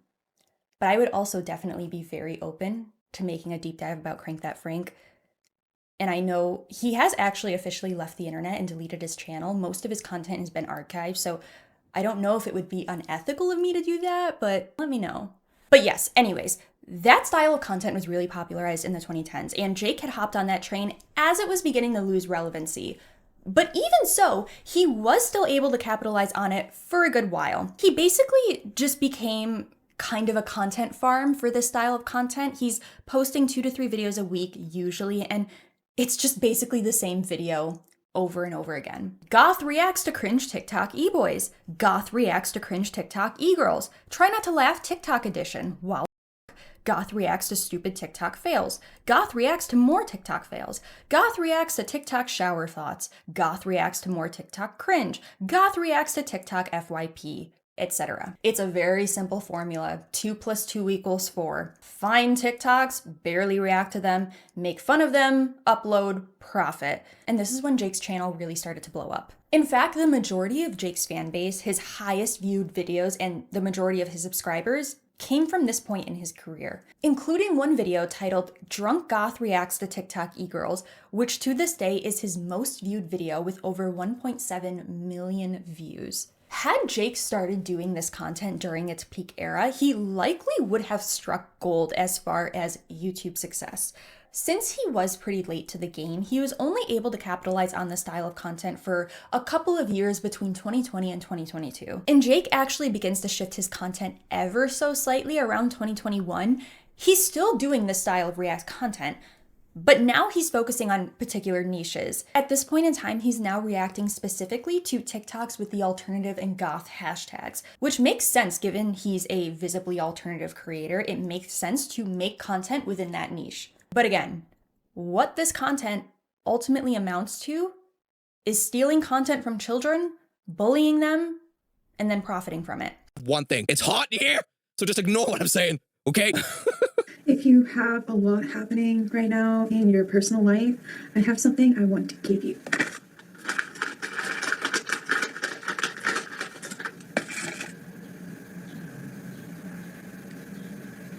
Take this. It's dangerous out there. First of all, as you're watching this TikTok, right, you're genuinely in a bad place. And you're watching it and you're like, they're gonna give me something like words of wisdom, something like that. Oh no, it's a frog. It's just a frog. I ain't never seen 2 best friends dressed in the same aesthetic. Really? They've really not been spending that much time on TikTok then, have we?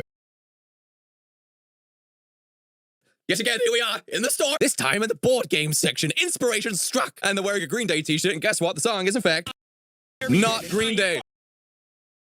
It was pop music. It was pop music. Goth reacts to alt TikTok. Goth reacts to more alt TikTok. Goth reacts to alt TikTok again. Goth reacts to alt TikTok madness. Goth reacts to alt TikTok some more. Goth reacts to alt TikToks Jake MUNRO might react to. Goth reacts to alt TikToks once more. Goth reacts to alt TikTok and laughs a lot. Goth reacts to alt TikTok and goes crazy. Goth reacts to alt TikTok and teaches a valuable lesson. You get the picture. And again, videos are doing consistently pretty well. He doesn't hit the 1 million view mark ever again, but he's averaging at least 100,000 views per video, some of them getting several 100,000 views. Then 2022 hits. This year is going to be a major turning point for Jake, not even just for his YouTube career, but also within his personal life. Immediately, when you begin to look at Jake's views starting in 2022, most of them are getting under 100,000 views, some of them even less than 50,000 views. Like I said, while this content was still kind of popular when Jake began doing it, it was starting to lose popularity. And by this point, this react to children on TikTok and then bully them for 20 minutes ship had fully sailed. Video essays and deep dives were becoming more and more popular, and instead of taking the hint and trying to adapt his content, he chose to continue making videos in this outdated style, to the detriment of his channel. So views are tanking until May 25th, 2022, where he uploads a vlog titled Getting Drunk with My Girlfriend in Barcelona. So why would a random vlog in 2022 suddenly get more views than his regular content? Well, because the woman in this thumbnail and in this vlog is not Kaya. Nope. This is Jake's newest and current partner, a tattoo artist and OF model named Kat Payne, which is a perfect segue into our next pivotal event, the breakup between Toxic Tears, Kaya, and Jake MUNRO. So Jake and Kaya actually officially broke up in October of 2021. They were very, very vague about the breakup, what that entailed, the reasons for the breakup, etc. That is, until Jake MUNRO decides to upload the now infamous video, Breaking My Silence, where he tells all about the 11-year relationship with Kaya, how the breakup went down, how Kat entered the picture, pretty much everything. Before we get into the breakup, I just want to quickly say something. You guys have probably noticed that I have made it a point to only mention Kaya when it is absolutely relevant. And that was a very intentional choice. Kaya isn't quite as active online as she used to be, especially on YouTube, and a lot of that I think has to do with the fallout from the breakup. I think this person wants to move on and does not want to be forever tied to Jake and have their trauma resurfaced after so long, especially now that Jake is making an even worse name for himself present day. And I want to respect that as much as I can, but it's unfortunately impossible to do a Jake MUNRO deep dive and not talk about Kaya in some capacity.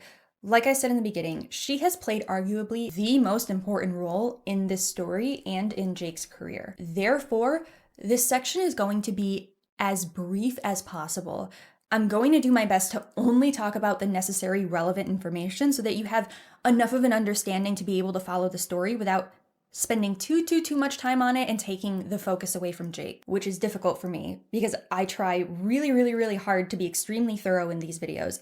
I could literally make a whole deep dive just on the breakup alone. But FYI, if you are very curious about the breakup specifically and want to know more, both Jake and Kaya have their own very long videos explaining their side of the situation. And additionally, another YouTuber made their own 40-minute video breaking down the situation, so you can also watch that if you want. I watched it, I thought it was pretty concise.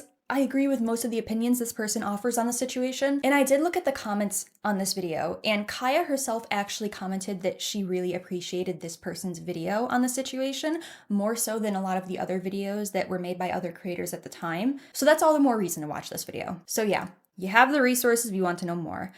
Kaya, if you do happen to be watching this, I'm very sorry that I'm talking about this. If I could avoid it altogether, I definitely would, but truthfully I can't. So I will do my best to not linger on this any longer than I have to. And FYI, this is where my charitability towards Jake begins to quickly dwindle. So November 24th, 2022, Jake uploaded his video, Breaking My Silence. And I'm sorry, but can we just talk about this thumbnail?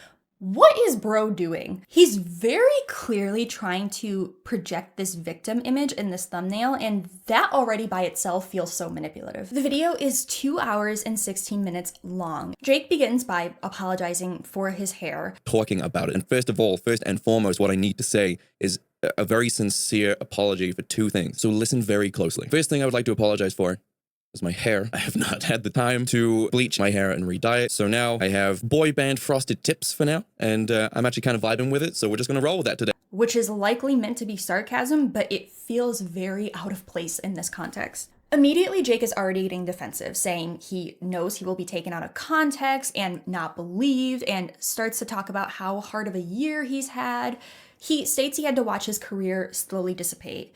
And he also insists that he built his channel entirely himself, starts showing his social blade metrics and analytics to basically prove that his channel success had nothing to do with Kaya, and cites his one viral TikTok e-girl video as the thing that made him so successful. When people start to generate rumors and make ridiculous accusations and assumptions that are completely baseless, like there's no evidence for it at all, and those rumors start to spread, that's when I'm going to start addressing things. But this past year has been an absolute roller coaster, just to say the least. Absolute roller coaster. And I've had to watch my career that I worked so very hard on myself. No one gave me a shout out. No one posted my video in their stories. No one famous. I posted a video. It did super well. And then as soon as I got back from my show in Birmingham, I sat down and I worked my ass off and I built what I have from the ground up myself. I did that. That's what I did. I know people have been trying to strip it from me, saying that Kaya made me who I am, but that's literally not the case. I thought that was going to be very easy for people to figure that out, considering the sleuthing that people have done into my life, invasive they've been into every single social media, every single public analytics. Somehow the fact that Kaya had nothing to do with my popularity at all completely slipped their minds was extremely telling. It told me that you guys weren't willing to acknowledge the facts that I have done this on my own. And then that led me to believe that there's a lot of things that you guys were willing to believe that weren't true. Literally anything that stripped me of any achievement that I had gotten on my own. Money and fame. These two things I worked really hard for. People were so excited to strip me of both of these things. So I'm going to address those today as well, with financial records and also Social Blade analytics, because they're public. This is why I was really frustrated that people thought that I was in any way a product of Kaya's popularity. In fact, that's what we're going to do. So we're going to just look at that real quick. So here's a graph of when I became popular back in 2019. As you can see, there is a steep rise here, very steep, drops in August, and then it goes back up again. Whenever lockdown kicked in, and I was there for you guys every single week, streaming and creating videos. Even though I was locked in a house in a very toxic relationship, I spent my time creating content for you guys. I knew how much lockdown sucked, and I wanted to be there for everyone who was watching because I knew it sucked for you as well. And then here's Kaya's Social Blade around the same year. It's just kind of common sense that, you know, someone can't give you more exposure than they have themselves, if you know what I mean. It doesn't really make sense. If anyone wants even more analytics about this, feel free to ask. I can go into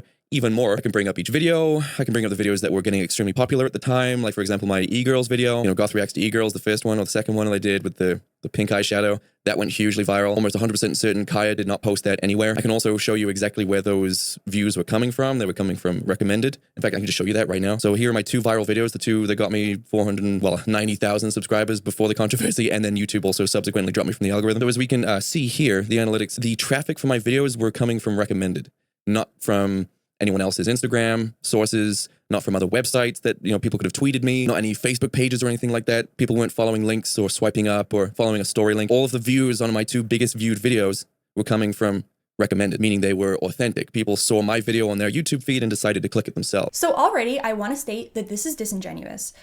Because while it is true that Jake's channel really took off in 2020, he's completely dismissing the previous 6 years of his channel, a lot of which included featuring Kaya in vlogs, being featured on Kaya's channel, being Kaya's +1 at events for social media creators. That will come up again later. Kaya was already quite successful by the time she was with Jake and he had started his own channel.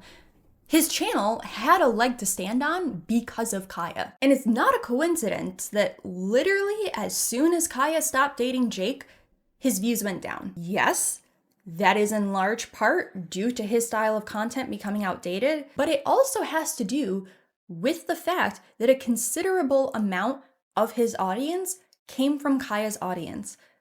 They were supporting Jake because in turn, they were supporting Kaya. So when she was out of the picture, well, so was a significant portion of his audience.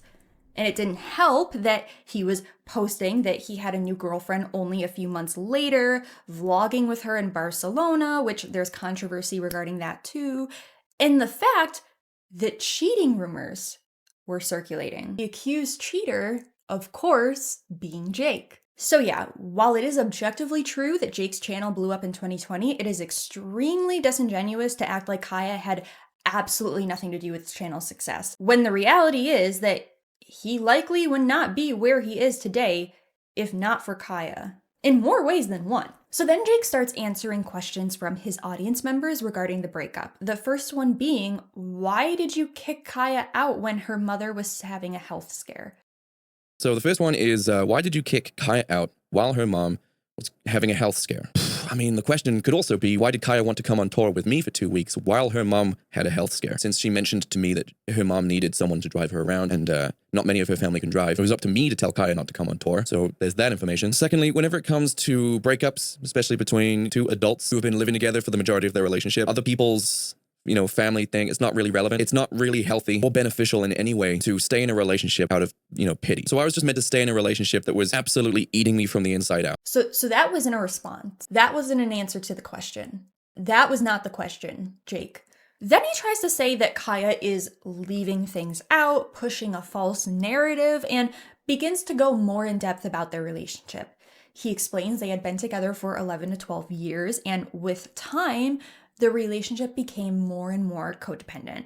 And he also states that the thing they fought about most and the thing that sort of became a deal breaker was the fact that Kaya allegedly would never clean. Now, Jake tries to frame this as a lack of respect for him and for the relationship on Kaya's end. One of the biggest things that me and Kaya ever fought about was the fact that she literally never, ever, and I know this is I could do this for a long time, she never cleaned anything ever. No, I wasn't looking for a housewife that cleaned the floor below me while I sat in front of the TV and drank a beer and ate the food she cooked me. All I was asking for was literally a 50-50 split of cleaning the house, of cleaning the environments that we lived in. And these concerns turned from casual conversations into frustrated requests into full-blown arguments, yelling and shouting. I would work all day, whether it was in my studio all day, working on videos, or if I was doing a 9-to-5 job, it was especially frustrating. I'd kindly ask her to clean the house, or just her room, or just her stuff, just something. I'd come home, it wasn't done. Everything was still there. So after a full day of work, I would then have to also then clean.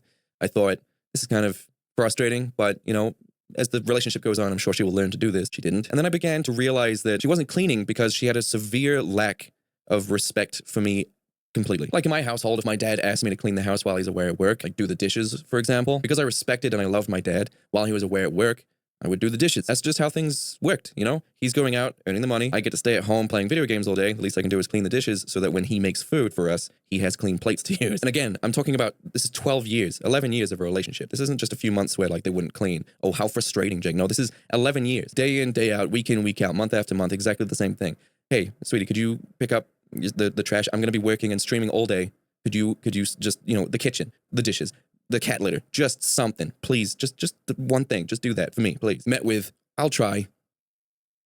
I finish streaming, I finish editing, I go to bed, I wake up in the morning, guess what's not been done? And this is like every day, every week, every month. And then the requests would then end up in like crying, her crying, and me getting angry because I was just so frustrated. I couldn't understand why she wasn't doing it. But the reality was that Kaya was actually struggling with ADHD, which made it a lot more difficult for her to stay on task, such as cleaning, for example. As a result, she went to receive a diagnosis, which took a bit of time, and she was able to start taking medication.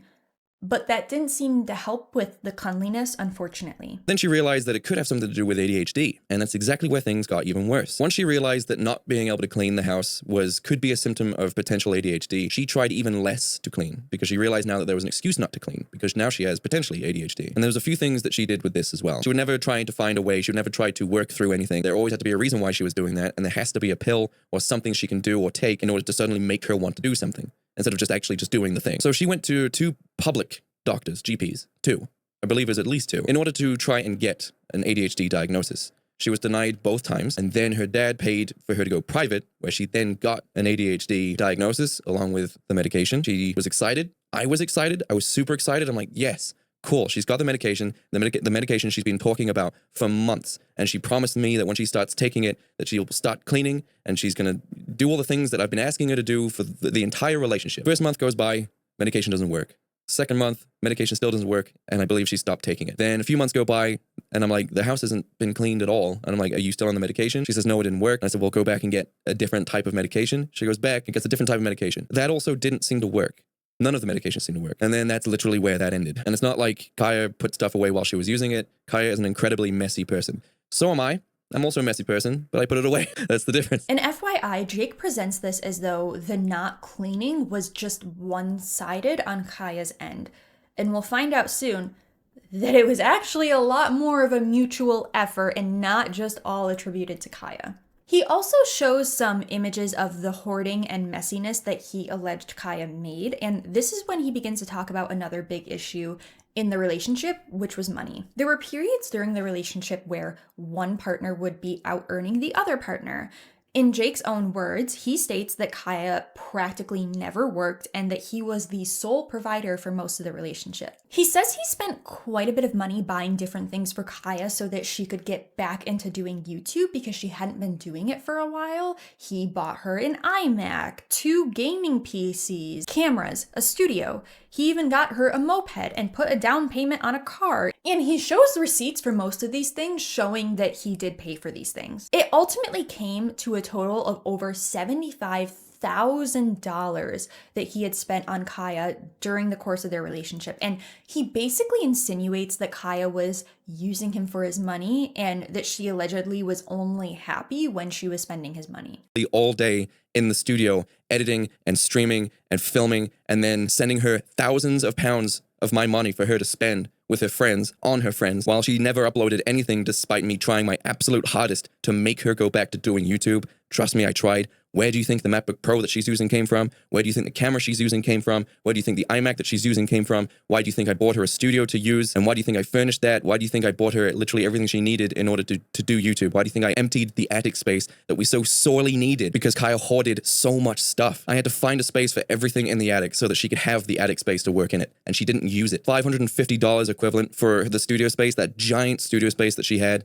Never used it. The $3,500 iMac that I bought her, I think it was that much, so that she could do work. Never used it. Might be using it now. I'm not entirely sure. But it was so frustrating. Like, she could see that quite obviously I was trying to get her to work. I was trying to invoke that inspiration to do YouTube again, you know, to help income into the household. Not that we needed it, but I was helping her to try and find a purpose. I was willing to buy property in Barcelona so that she could open an art shop because she's actually very good at art. She's a very good artist. So I bought her really expensive art supplies so that she could possibly paint and then sell her paintings on Etsy or something like that. So from 2019 to 2021 to the very, very end of 21, and actually halfway through this year, I was financially responsible for Kaya completely. And just in case you don't believe that, because I know people don't want to believe that, here are my financial records of between 2019 and 2021, and this is every transaction between me and Kaya of me sending her money. So you can have a look at the details. Some of the more revealing details, like sort codes and bank details, some of those have been blurred out, but you can clearly see the monetary value and also the recipient of the monetary value. I did a quick total for you in case you guys don't want to pause and total all this up yourself. So between 2019 and the end of 2021, that I gave Kaya this amount. It's like £40,000, which is about $45,000. That's the amount of money I gave her. An iMac, a studio. Oh, that's right. Yeah, the studio. Let me total the studio in there as well. So if we total all of this up right now, so including the actual money that I was sending Kaya for her to spend on whatever she wanted, on top of that, all the items and the studio rent, this is the new total. And I can already see you guys probably getting upset about this, but the only time I ever saw Kaya happy was when she was spending my money. This is more disingenuous framing, and I will expand upon that when we get to Kaya's response. But FYI, I have to say, a lot of these purchases feel extremely unnecessary. Let's keep in mind the kind of content they're making. Jake is mostly making React content. Kaya is doing things like vlogs, hauls, makeup tutorials, Q&As, occasional gaming content for the MAG channel, etc. I'm saying this as an amateur with no prior experience with filming and editing or any of that, and as a YouTuber who's only been a YouTuber for a year. I literally make hours-long deep dive videos in my bedroom with an off-brand camera, a simple microphone. Shout out to Dinky Jabot. He actually DM'd me in the beginning stages of my channel to recommend that microphone because my audio was dog shit. He literally saved my channel, so thank you, Jesse. And doing all of the editing, research, and uploading on my brother's gaming laptop. Not his actual gaming laptop. I bought the same one because I thought it would work.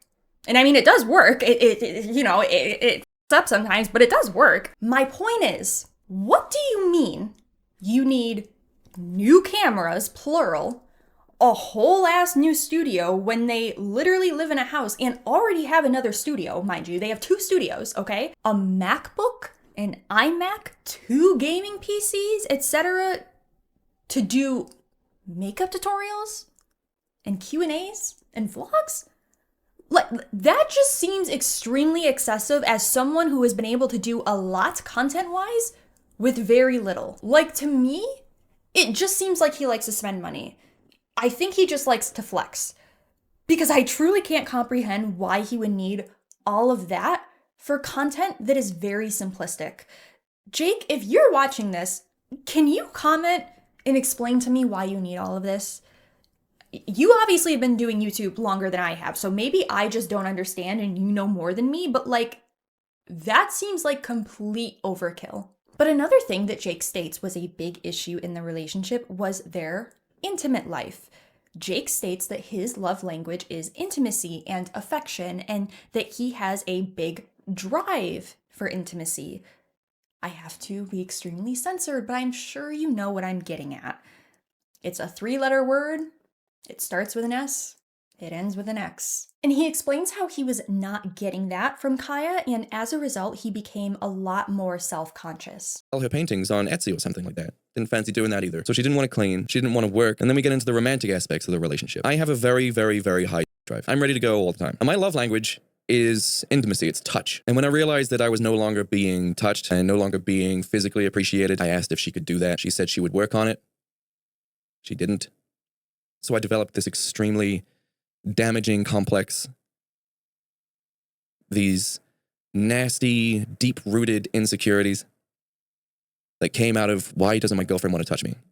Why is it that if I don't initiate it, it never happens? And that's true. It didn't happen for a year because I didn't try. I stopped initiating and we didn't do it for a year and it didn't seem to bother her at all. So then I developed a really deep-rooted insecurity about, the length of my neck and my height and the shape of every limb on my body, trying to get skinny, or no, trying to get muscly. That's what she would probably want. No, let's go skinny. Maybe that'll work. Did everything I could. Became obsessed with the gym. Became obsessed with food and diet. Tried everything I could to try and look as good as I possibly could, to try and see if I could somehow become what it was that she was clearly not getting out of the person that I was. Nothing ever seemed to work. So obviously we already know that Jake had struggled with body image issues, with BDD, and had even struggled with an ED. And also, have I ever suffered from BDD? Yes, I have, and I feel like I've overcome it to a point.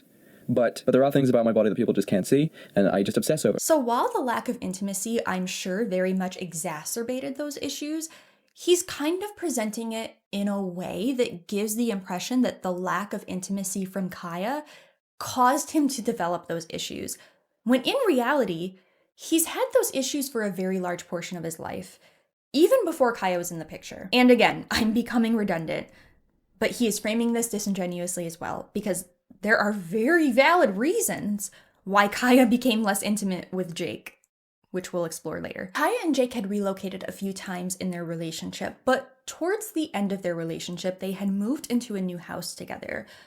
According to Jake, he thought that this would save the relationship. Of course it didn't. One of the final straws for Jake was when they were cleaning out their old house, and I'll just let him explain that situation. Doing that, I'm also solely responsible for cleaning out the old house, despite the fact very little of the contents of the old house was actually mine. So I'm going to talk about that right now because this is the most significant factor that led into me being like, this is over. Keep going to the old house. Or I just wanted to relax after a rehearsal, but instead I had to go to the old house to go and clean up the absolute that it was in. That's when I felt relieved and I was like, great, time to go home and tell Kaya that the only stuff left in the house is hers and that she needs to clean it out the next day because I'm rehearsing, and once she's finished cleaning it out, I will then clean the house from top to bottom myself and give the keys back. She says, okay. I asked her to go back and clean the house out. She said, there's so much stuff. So then it comes to the point where like we absolutely most definitely 100% need to be out of the old house because the landlord and the estate agent have lost their patience and they need the keys back. By this point, I've been out of the house for weeks, out of the old house for weeks. None of my stuff's in there anymore. It's simply Kaya's stuff. Kaya said that she finally went down there and she pulled all her stuff out. And I was like, whoa, awesome. So I got my cleaning supplies, went to the old house, stepped through the front door, and what did I see? The exact same mess that was there before she said she pulled everything out. And what I eventually realized was, while I was there, in my absolute horror, knowing that I have to give the keys back in like 2 days, what I'd realized was that what Kaya meant by taking her stuff out of the old house was taking the stuff that she didn't want to be thrown away. So she went through the piles of stuff that she had in each and every room, by my room, and picked out a few trinkets and baubles that she wanted to keep, put those in a box, got back in her car, and then left the entirety of this disgusting house for me to clean it. Again, zero respect or consideration for what I was going through with the tour or how much time we had left. She couldn't give less of a As usual, she knew I was going to deal with it. She'd have to deal with me yelling, blah, blah, blah, blah, blah. But she'd learned over the years that after I'd had a good yell about her not doing the things that I asked her to do, I would go back to doing everything for her anyway. She realized that if she did that, she'd have to deal with me yelling for maybe a day, getting upset for maybe a day, and then I'd go back to normal. And she'd learned this pattern, and she relied on this pattern. So I go into their house, and in an absolute state of emergency, the very next day, I had to call a company called MUNRO, and I said, there is a house that needs to be cleaned out in 48 hours. Over the weekend. I'm talking it needs to be bleached. You need to take mountains of stuff to the tip of the dump to be thrown away. Perfectly usable items like clothing and plushies and toys and out-of-date electronics. Bin it. Throw it all away. You're going to have to throw it all away because my girlfriend did not take it out of the house. And they were like, this is going to cost you a lot of money. And I said, it needs to be done. And if you're wondering, Jake, how much did that cost? And are you really the one that had to pay for it? Yeah. So this is the bill for MUNRO. I had to pay this. So things are quickly coming to an end. Jake's band is also going on tour, and the tour is quickly approaching. Then October 3rd comes. This was the day that Jake decided to break up with Kaya, but this breakup ends up only lasting not even a day before Jake changes his mind. But no more than a couple weeks later would they officially break up, for real this time.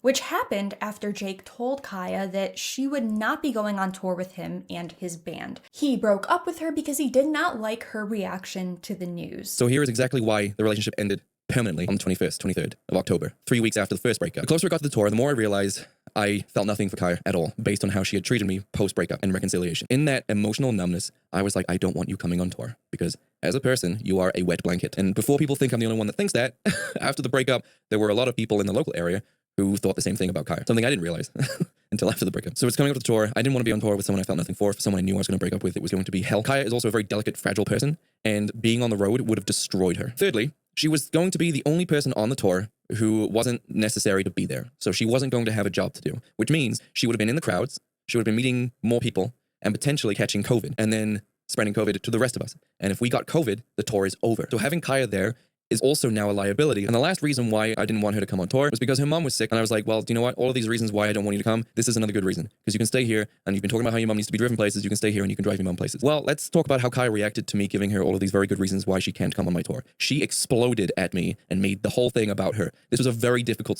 situation for me to deal with. I was dealing with a tour that was stressing me out. I was dealing with a girlfriend who couldn't give less of a shit about me, and yet for some reason wanted to come on the tour. I had to deal with the fact that I'd spent not only so much money on the tour, but I crashed my bike, and that cost, I don't even want to say how much that cost. I was in a very, very stressful situation, and it took me a long time to get the courage to tell Kaya that she can't come on the tour. And I gave her all these very reasonable points, and she exploded, storming through the house, rage. She made the whole thing about her, even though I told her that it was a very difficult decision to make, with all very reasonable points. She didn't need to be on the tour. Everyone who was on the tour was necessary for the tour, and if we had anyone there who was not necessary, you were a liability to get COVID and give that to everybody else. She also would not have survived the regimen of a tour, but her FOMO led her to go absolutely insane. And that is when I was like, this is over. 100% this is over. You don't blow up at me like this. You're done. You're absolutely done. I was going to wait until after the tour to break up with Kaya, but I was like, no, this is it. You don't get to rant and rave and storm around the house like an absolute toddler when I've given you very reasonable points from a very stressful situation not to come on the tour. Remember this line. Please remember this line. You don't get to yell at me like this. You don't get to rant and scream and run around the house like a toddler. Just remember this, okay? The audacity. Now, Jake starts to talk more about Kat and how she entered the picture. Jake says he met Kat in 2016 and saw her again in 2017 at a Halloween party, but claims he had not spoken to her since then, until recently around the time of the breakup. He says they started speaking again within the 2-week period between the false alarm breakup and the real breakup. I wasn't talking to Kat on October 2nd, 3rd. I hadn't spoken to Kat since like 2017. Me and Kat did not have a long time affair. I've seen some people say that me and Kat were cheating for a year. There's literally no evidence of this. Someone just said it. You guys believed it. And then that became lore.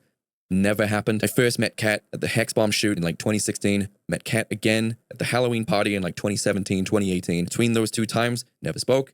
At these events, barely spoke. There was no like flirtatious sharing of memes or how was your day? No increase in amorous activity. I was not juggling two relationships at the same time. He also admits that he's had a crush on Kat since he met her in 2016. Jake and Kaya have been dating since 2011, and he's had a crush on Kat since 2016. I had a crush on Kat since the day I met her. Never messaged her about it, never followed up on it, never poked and prodded and tried to strike up a conversation. I put the crush to the back of my head, and I committed to the relationship with Kaya. I did not start talking to Kat until, I think, a week, 10 days before the relationship actually ended, when I was so emotionally destroyed that I was living in a house with a stranger. And I was like, this relationship is over. And because Kat was going through something similar, we had a conversation back and forth. We revealed to each other that we had a crush on each other. She didn't steal me.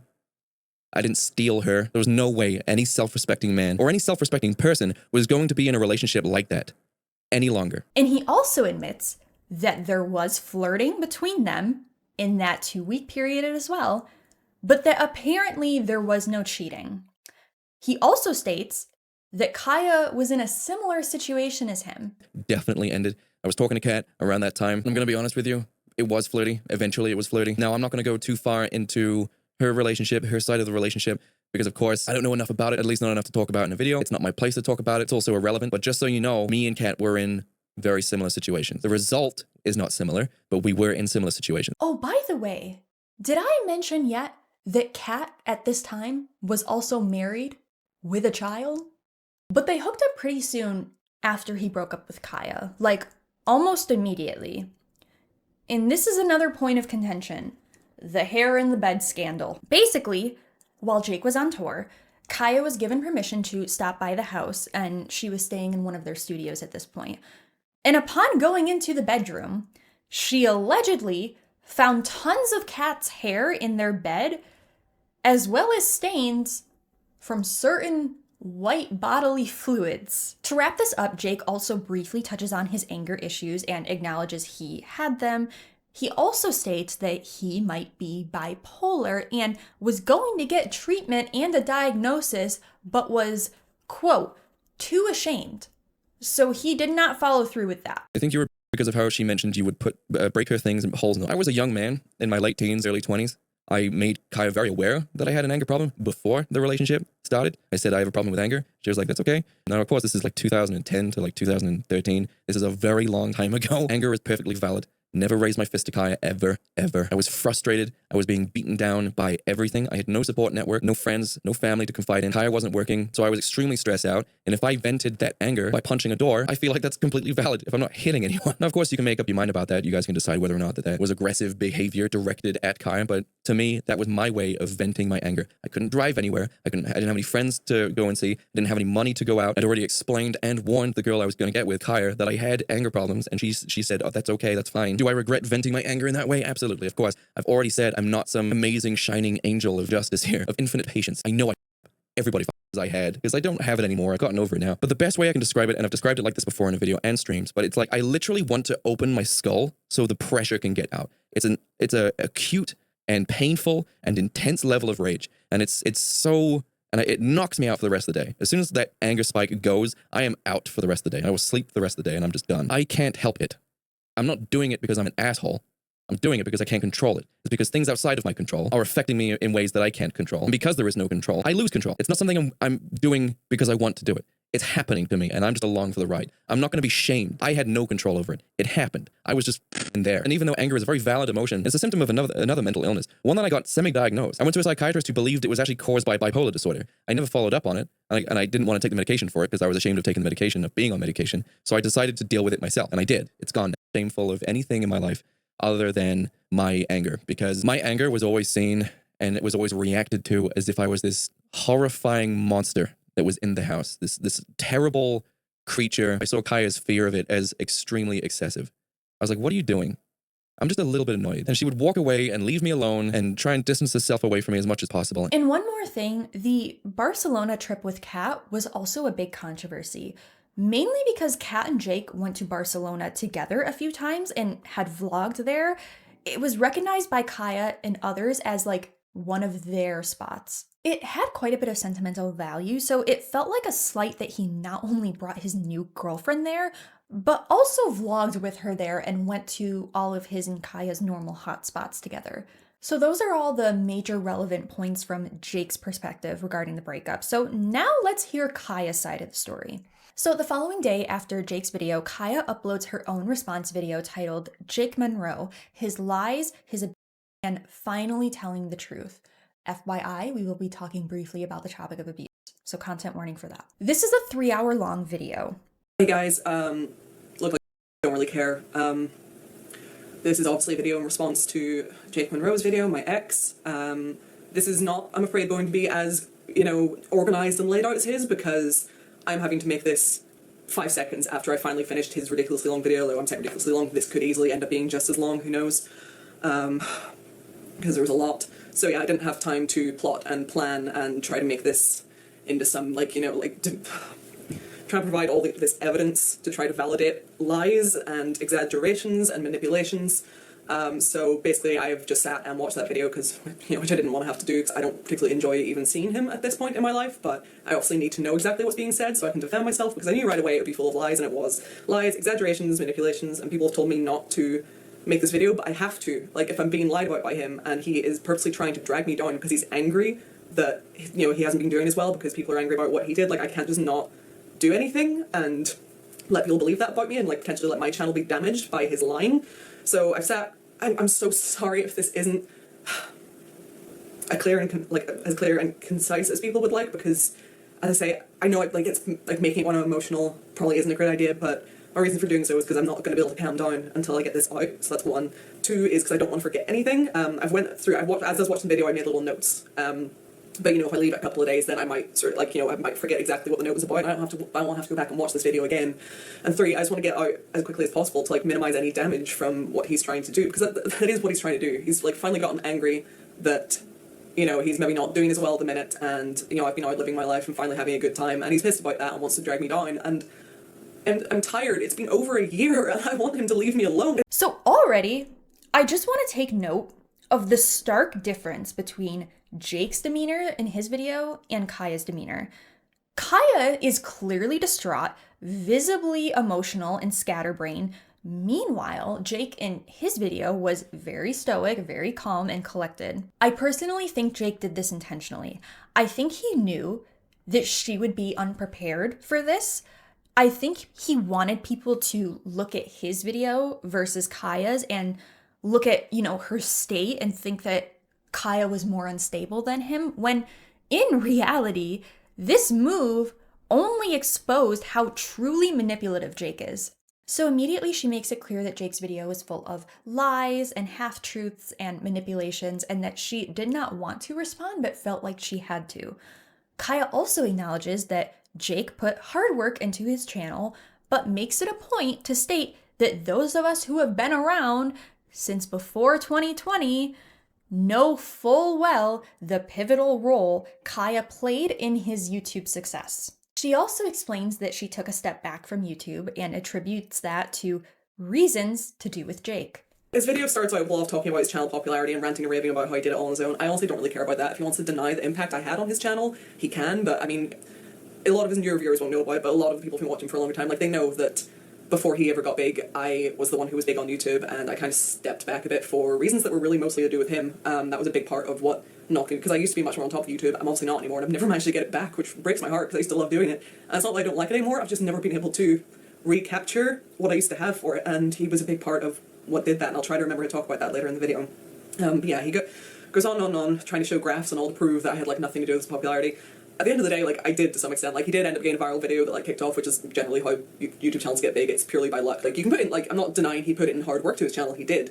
But, you know, with the thing with YouTube is, there are people who can put in no effort at all and get stupidly famous, and there are people who can work hard for years and years and years and get nowhere, because at the end of the day, the last thing that YouTube popularity comes down to is luck. One video into that algorithm, bam, you're a success. Like, you know, that's generally how it goes. And I'm not here to disparage him in any way. Like, he did work hard on his channel, and, you know, I'm aware of that. I'm not gonna be like, oh, he didn't, he just got lucky. He got luck the same way I got luck, and it happened a lot faster for me, like, you know, so I hadn't even been working on mine as well because it was luck, you know, like, the reason it happens so fast for me is luck, but I'm not gonna say he didn't put in work. He absolutely did. He did work very hard on his channel. He's a very work, fame, and money-driven person. I, unfortunately, am not all that stuff. Like, I wish I had more of a drive for that, but, like, success, I guess, would be, like, the better word, like, you know, like, having this drive to be, like, successful, and I do wish like, you know, that is something that I will say is respectable about Jake, because he does have this drive to be successful, sometimes to a detriment. He will stomp all over everyone to get that success, which is unfortunate. So then she addresses the cleaning. Kaya immediately acknowledges that she could have cleaned more, and that she knows she is a messy person, and explains a bit more about her ADHD and how that affects her ability to follow through with tasks such as cleaning. She then explains not only how Jake was also just as messy as her, but how he would react towards her when she would not clean. He said I never cleaned anything ever, and he wanted a 50-50 split. So I have always been open about the fact that I am messy. I am a messy person, and I really, really struggle with cleaning due to ADHD. Saying I literally never, ever clean anything ever is an exaggeration. Like, I'll say, you know, it wasn't often, but, you know, I would try. There would be a lot of times where I'd sort of, like, start cleaning and I wouldn't be able to finish because I'd get to a certain point where I was just overwhelmed and couldn't figure it out. I did try. There were times that, you know, I cleaned the whole kitchen and things like that, but it wasn't very often, and I admit that, and it is something that I struggled with, and it's something I'm pretty sure I've cried about on my channel before. Like, it is something that has always really badly affected me. Like, I get it. I get that he only goes into how it affected him.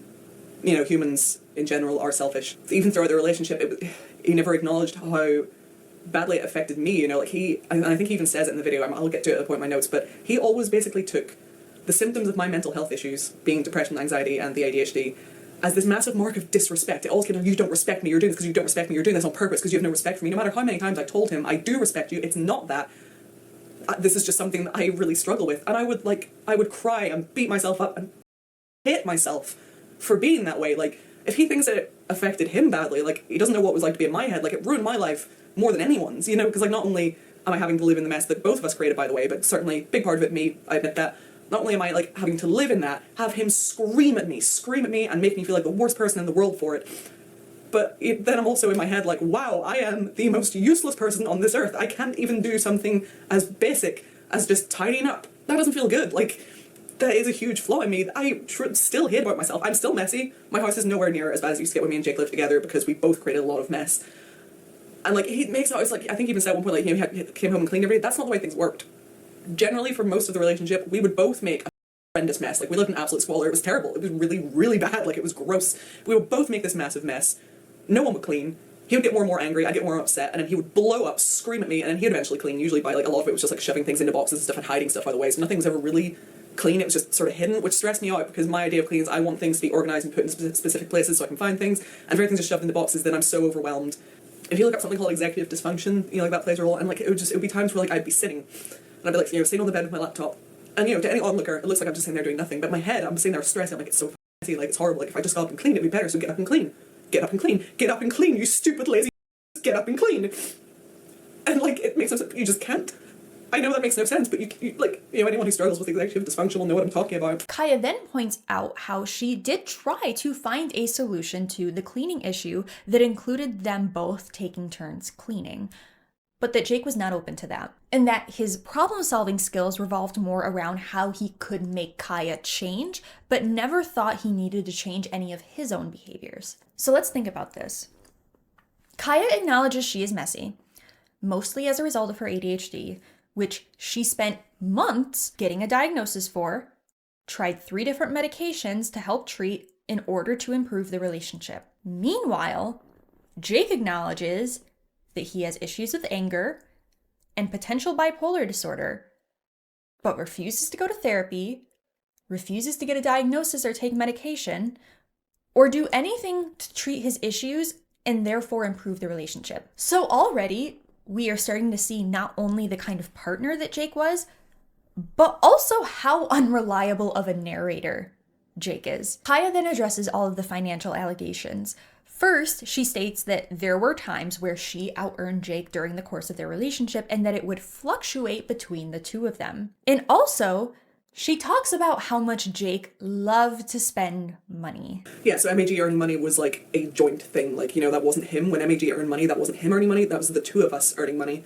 And then my channel on top of that would be earning. So yeah, and there were times where, like, I think whenever I like released a certain amount of merch, like, it did really, really well, and I like made, like, you know, a big like little chunk of money, and I was really excited for that. And like, you know, technically that was my money, but it, as he said in the video as well, that all got sent to him and it was divided evenly, so he got half of everything I earned after, you know, our bills and stuff were paid. Now I'm aware, you know, he did start making like you know, like a lot more money than I had ever made and than he'd ever made in the past there, like towards the end of the relationship. So like maybe it wouldn't make as much sense to keep going that way, but still, like when we'd operated for like a decade on all of our money was split completely equally, and in the second he gets some success, that's not the case anymore, and like, you know, he'll decide like what's it, and like, you know, like definitely like he gave me a lot of money, but he's acting as if I was spending all of his money.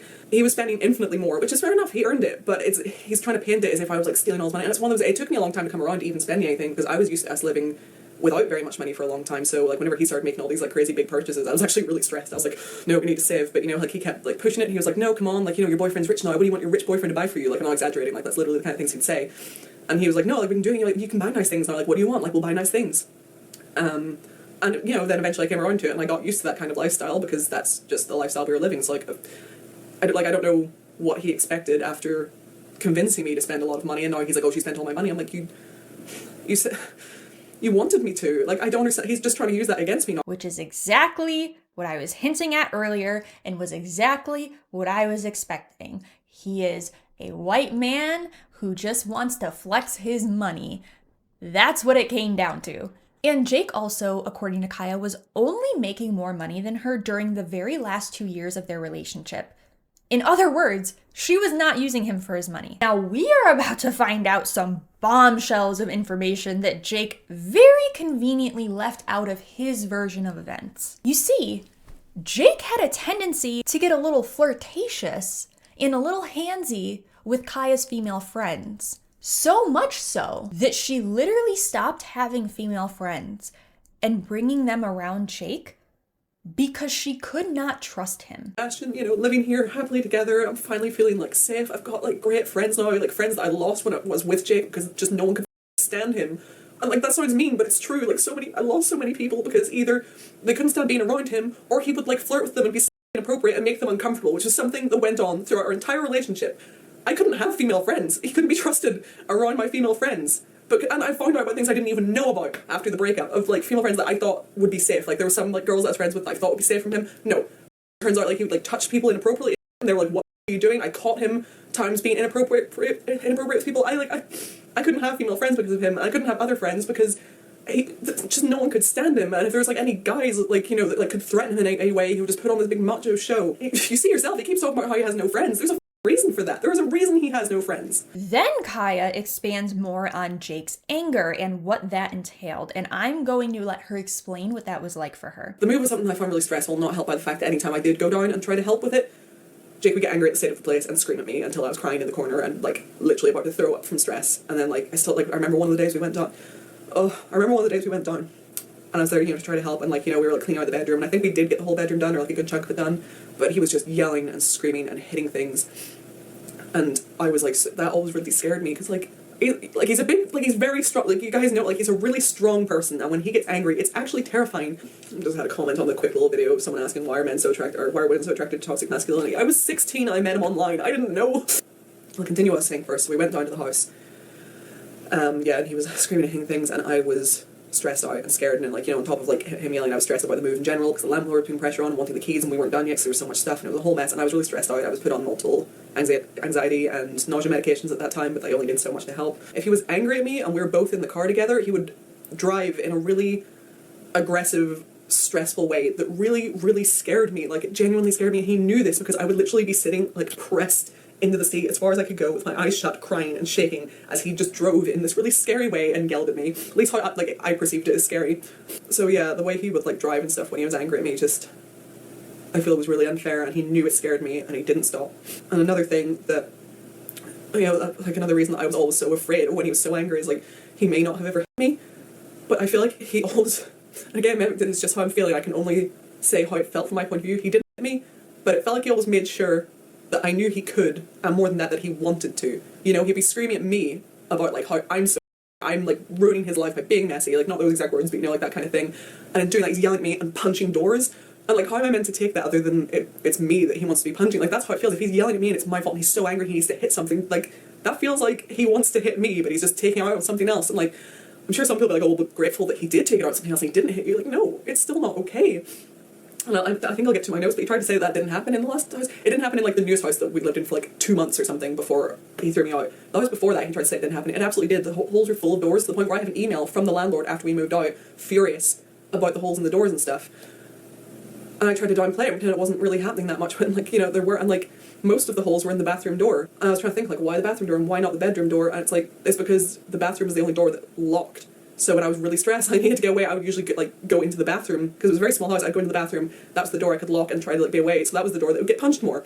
I just want to say, and I've said this before in other videos regarding other creators I've covered who express their anger in similar ways, a person or a partner who expresses their anger by breaking things or throwing things or punching holes in walls, etc., is a person who, statistically speaking, is a lot more likely to become physically aggressive. Breaking things or punching things and yelling and screaming, that is violent behavior. That is violence. It may not be violence directed towards another person, but punching a wall is still violent. That is still a violent expression of anger. And look, I'm not saying that just because maybe you that one time like got mad and punched a wall or, you know, broke a bottle or something, that you're now in a or you're going to become one. That's not what I'm saying. People do stupid like that sometimes. And I don't think that small handful of moments in our entire lives where we step outside our normal coping mechanisms should define us. As humans, we are flawed. We make mistakes. Sometimes we express our emotions in ways that are harmful, and we have to apologize for that and work on it. And it doesn't mean you're a bad person. But we are not talking about a couple of isolated instances here. We are talking about a consistent pattern of behavior over the course of an 11-year relationship. And they both acknowledge this, by the way.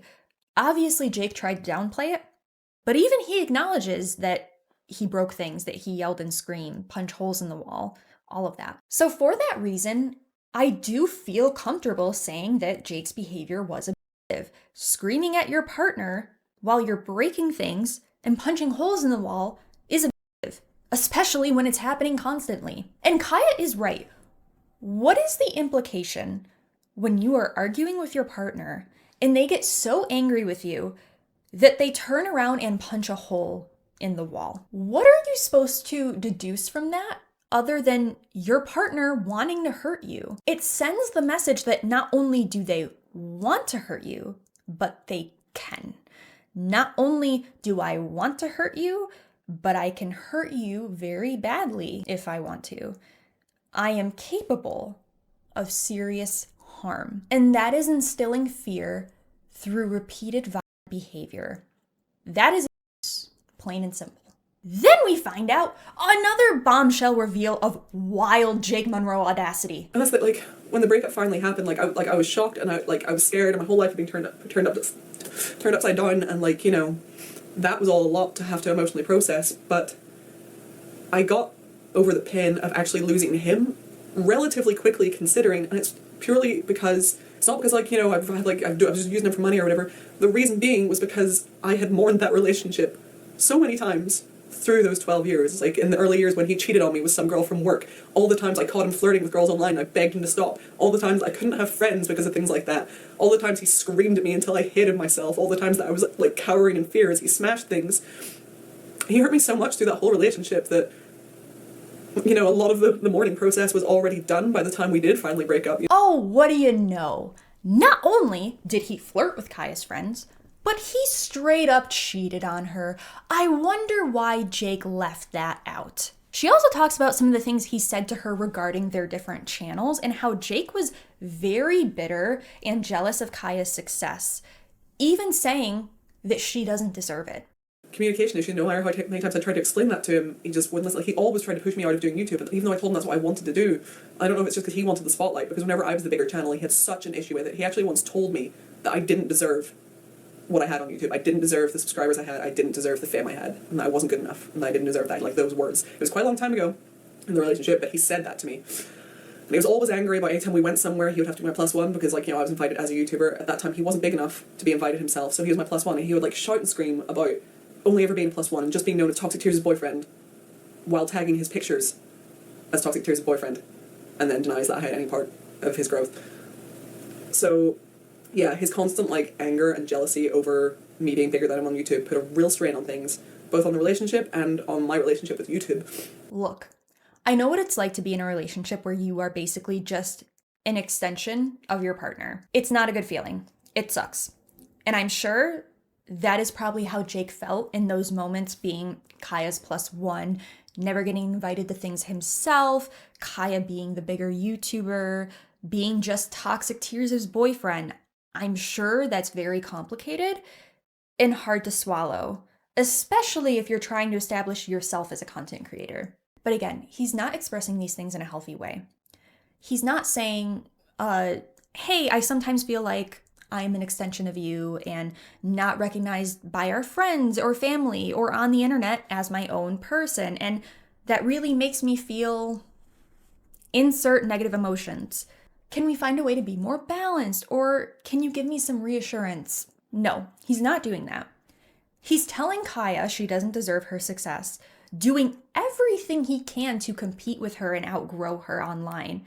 And he did outgrow her, and yet he's still bitter and envious towards her. The problem is you, Jake. Then she addresses the lack of intimacy, which Jake left out a lot of critical details regarding that too. Color me shocked. Because Kaya actually didn't just stop being intimate with Jake for no reason. I mean, aside from the cheating and the flirting and the anger and all of the other valid reasons why she could have had less of a desire for intimacy, she had even more valid reasons as to why. I'll let her explain that. Doesn't make you feel good, and definitely didn't make me want to sleep with him. There were a number of reasons that I wasn't always super interested in sex with Jake. And he always made it feel like it was my fault, to the point where I started to believe him. I was, like, gaslit into thinking that I had something medically wrong with me, to the point where I went to the doctor about it. Spoiler alert, it wasn't me, it was just the relationship. But yeah, there were a number of reasons that I wasn't particularly into it. One was, like, he goes on in that video about how, like, he, like, was like, oh, she doesn't find me physically attractive, so I'm gonna go to the gym, go do this, go do that, which I never asked him to, and I always told him that he looked great. There were times, early in our relationship, but there were times where he literally called me fat. And then later in the relationship, it would become more subtle, and, like, he'd get angry at me for not going to the gym and stuff. And that made me feel, like, not good about my body. Other people have actually mentioned a lot of things I don't even remember. I saw a comment tonight saying something about him saying, like, somewhere that he was more attractive to me when I was skinny. I don't even remember that happening, but I'm like, yeah, sounds about right.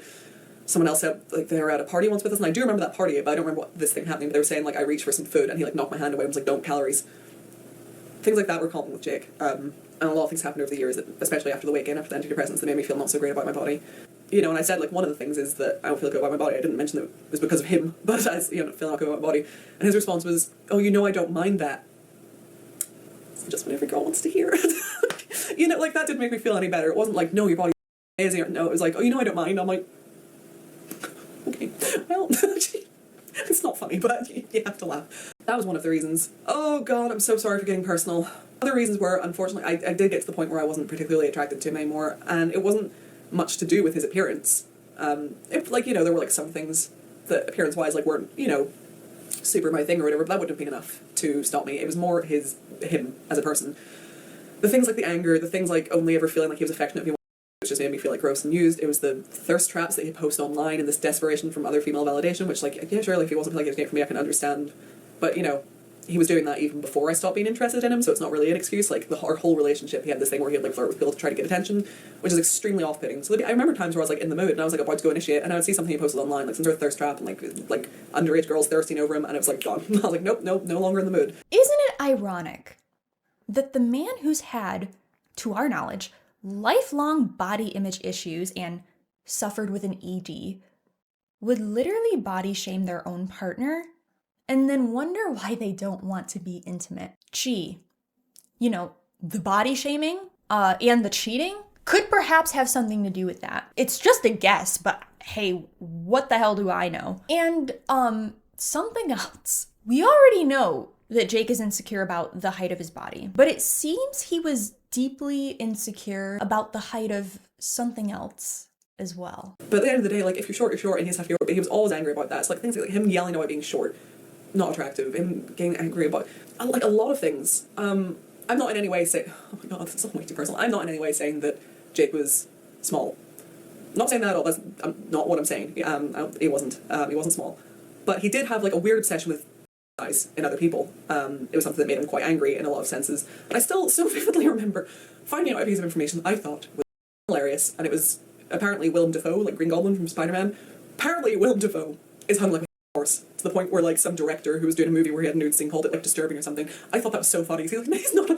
I personally do not consider him an attractive man. I just thought it was so funny that he is, like, apparently so hung that a director found it disturbing. So hearing this information I thought was hilarious. I went to tell Jake. I was like, we can laugh about this together. And he was like, great, and didn't speak to me for a whole day because I mentioned some old actor that we don't know has a big things like that were a constant issue. And I remember him bringing up one of our friends' ex-boyfriend apparently being, like, really hung. This was quite close towards that relationship, and he, like, mentioned him being, like, really big. I can't remember why this came up, and I was like, what? And he was like, oh, don't act like you never noticed. I'm like, I didn't. Why the f***? I don't go around staring at men's crotches. What the f*** are you talking about? I was certainly not expecting a Willem Dafoe cameo in this universe, okay? Just wow. Now it's time to talk about Kat. First off, Kaya says that she believes that Jake was seeing and talking to Kat before the breakup, but that she cannot prove it. But listen to her reasoning as to why she believes this. Well, he figured whatever out. So yeah, him saying, like, he broke up with me that night, that's not what we discussed. It was discussed as a possibility, but it wasn't a breakup. He said he wasn't talking to Kat at this point. I don't think that's true. I don't know for sure, because nothing I have was in text form to prove it, but I don't think that's true. It could have been after that night that this all happened, but I don't even know if I've told him, so I don't even know if he knows that I know. But there was one point, he was downstairs, I was upstairs, he had left his iPad lying beside the bed, and something came up on the screen, I glanced down, and it was a message from Kat, and not like a little, like, normal friendly one. It was something gross. He had posted some gross thirst trap, and she had replied with something extremely inappropriate. And that night I went down, I was shaking, I didn't say I'd seen anything. Like I said, I never opened those messages, so I don't know what he said, but I could tell it wasn't appropriate. And I went downstairs, and I sat, and I was like, look, I just have a bad feeling, which I often did, for a reason. I was like, have you been talking to anyone? Are there any girls you've been talking to? And he was like, no, of course not. Oh my God, no, of course not. And I'm like, and usually I would have pushed it further, stupid me. The reason I didn't push it further this time, even though I was really angry, the reason that I didn't push it more whenever he lied straight to my face and said he wasn't talking to anyone was because I was like, right, well, she is married and has a child, so I guess nothing's going to happen there. You know, it's not cool. I'm really angry that she's doing that, but she's married and has a child, so I guess nothing's going to happen there. I am almost certain that that happened before the first time he threw me out. It could have been shortly after. I'm really certain it happened before, but I have no proof, so I can't confirm. But yeah, he was not cheating on me with Kat for a year, certainly not to my knowledge. Like I said, like that, I don't believe it to be true. I'm trying to think if like that message could have been an ongoing thing. That was the first time I'd seen anything. That was the first time I'd had any reason to be suspicious. So I will back up what he's saying there and saying that, yeah, the rumors of him cheating on me for a year, not true. I'm not even gonna lie. When she said this, I literally just like paused the video and sat in silence for a good minute, like with my mouth open, just like that. You guys are gonna have to give me your honest opinions here, okay? Maybe I just have a different idea of cheating than a lot of other people, but is exchanging explicit messages with another person while you are actively in a relationship not considered cheating? I haven't been in a relationship in a long time, but when I was, and if I found out my partner was sending explicit messages, and I don't mean like images. I don't just mean images. I mean text messages, okay, to another person, I would break up with them. And my reasoning, my justification for breaking up with them would be because they cheated on me. Because I consider that cheating. Like, why is exchanging explicit messages with someone different than like physical intimacy? I mean, like, they are literally different, sure. One involves physical contact, obviously, but the intent is all the same. And it's still contact, even if it's not actually physical.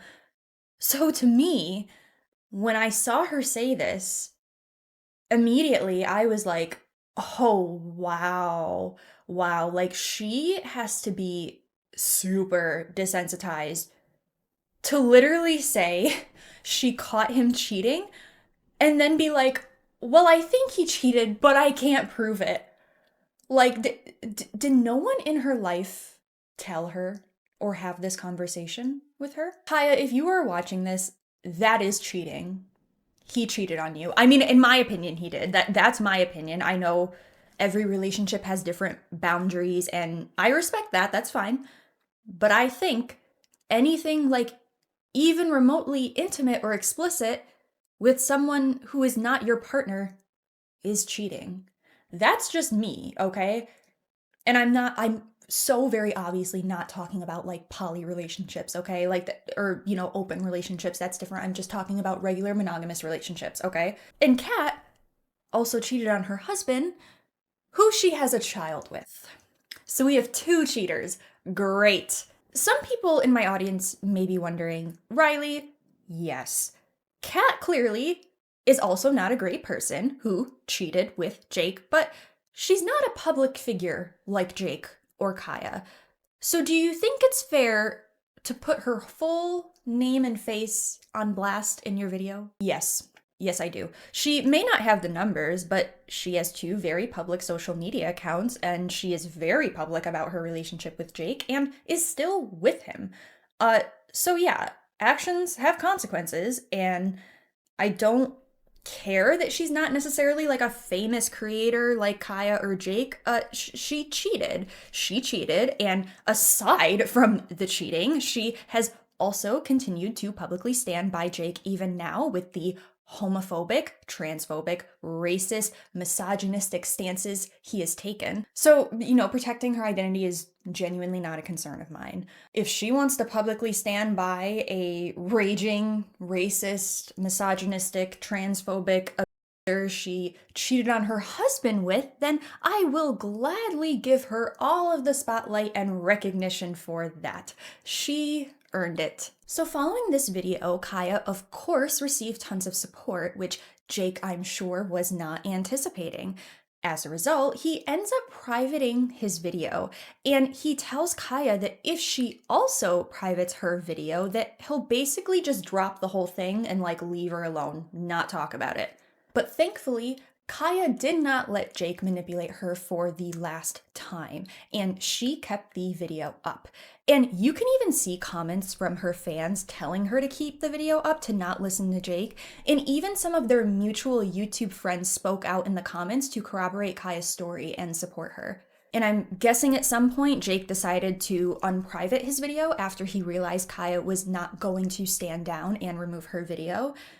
And yeah, that is the breakup situation in full. And basically, after this entire fallout, Jake's reputation was now completely trashed. He was now exposed as the angry, violent, body-shaming, emotionally and financially manipulative, cheating person he truly is.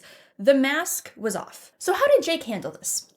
Well, he keeps making the same outdated React content he was making before and getting even less views, less than 15K, a lot of them even less than 10K views. But things start to shift in his content once again. This is when Jake begins to enter his villain arc. He did briefly attempt to do VTuber content, which proved to be unsuccessful, and afterwards he continues making the same React content. But his opinions and attitudes in these videos become gradually more intense with time. He starts going on more angry rants about how alternative and goth subcultures essentially no longer exist, and that TikTok and TikTokers have ruined the subculture, and he just becomes even more elitist and bitter. And at this point, we are in 2024, so we are almost approaching the present day. And another thing that changes about his content is that it becomes a lot more political. Jake starts expressing more of his political opinions, which at this point in time are very moderate, centrist, libertarian. Oh, how I absolutely, with every fiber in my being, despise centrists and liberals. They are literally just watered down conservative. He starts talking more about traditional gender roles and how we are choosing to uphold them less and having less children, which he seems to think is a bad thing. I think that's a great thing, but whatever. Toes into the content of this video, so I'm just gonna go straight into it with something which I think is probably the most instantly recognizable thing whenever you go on TikTok. You may disagree, has been the radicalization of teenagers, which is exactly the demographic of TikTok, which is why TikTok is so goddamn awful. Zoomers exist in this little TikTok bubble where they think they're the coolest thing ever, and this echo chamber sort of perpetuates that idea, which of course, as we all know, is not true. And if you don't believe me, Zoomers, you think mullets and baggy jeans are cool. Case rested. Thanks for watching the video. Later. Political radicalization is the #1 problem whenever it comes to TikTok. There is a polarizing difference that you see on TikTok, and I feel like that is the most representative thing whenever it comes to the very nature of the era that we live in. There is no nuance anymore. The gray area has been burned to the ground. Centrists, libertarians, gone. How dare you be on the fence about any of these topics? If you don't agree with us, you're a lib. Or if you don't agree with us, then you're literally a Nazi. Both sides think they're not actually that far on their side, left or right. They think they're in the center, and everything else is just a disagreement or an extremist view that needs to be destroyed. It never used to be like this. There has never been greater animosity between Republican and Democratic, Labor and Tory, than there is right now. And it's because the middle area, the gray area, the nuance has been stripped away, okay? I'm not just talking about the left going to the right going to the left. Some Democrats make some fantastic points. They both do. It's what we used to call balance. But of course, each side now has become totalitarian, authoritarian, fascist in their beliefs. You both have. Seriously. Look up the definition for fascist and tell me that's not exactly what's happening here. But this leads into my next point, which also relates to division, and that is the divide between men and women. I feel like the sexes used to have an understanding. I feel like people used to get each other.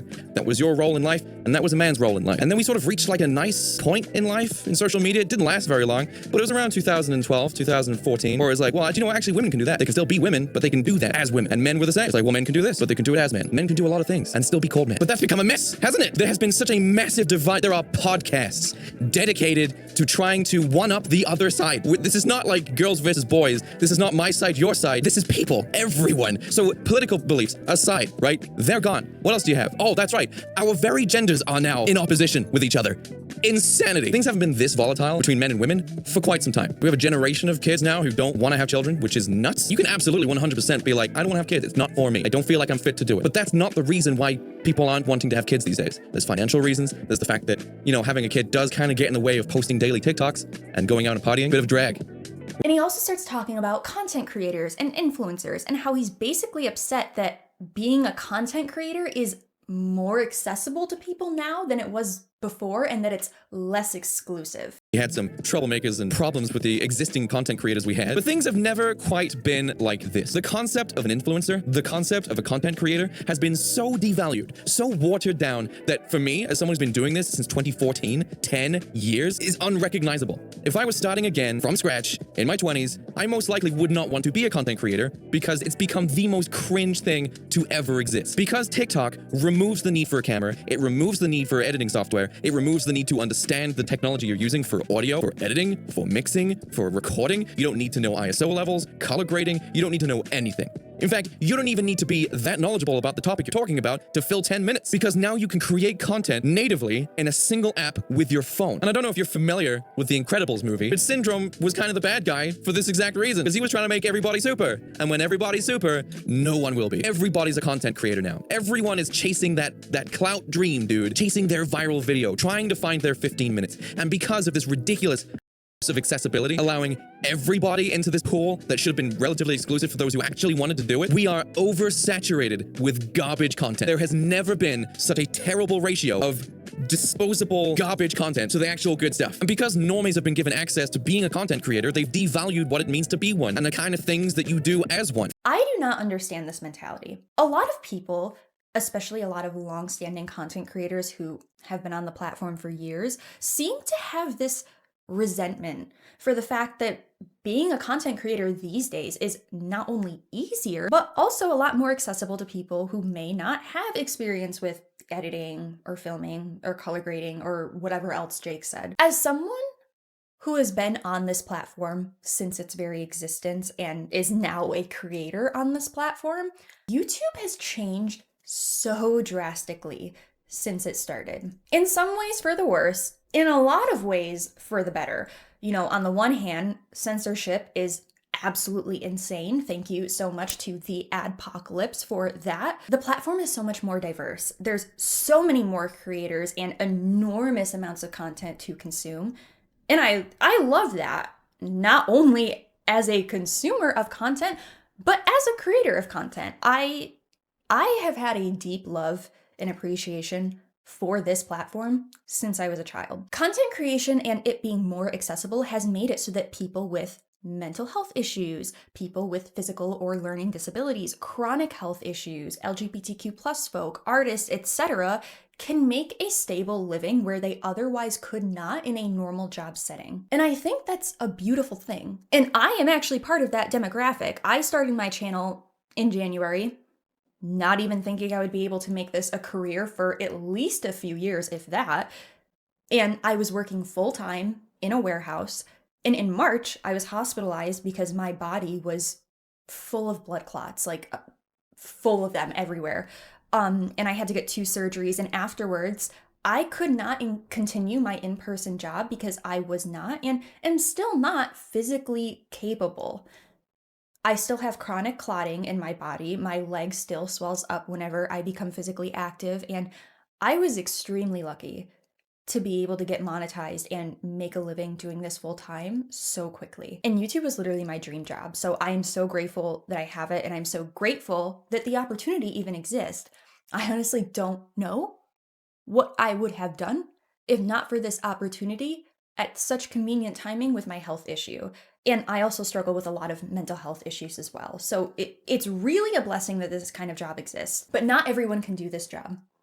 Let me say that again. Not everyone, in fact, most people cannot do this job. They can't handle it. Of course, there are a lot of upsides to this job. Working from home, making your own schedule, very little physical labor, although that really depends on the kind of content you're making. But there's also a lot of risk, much more so than a normal job.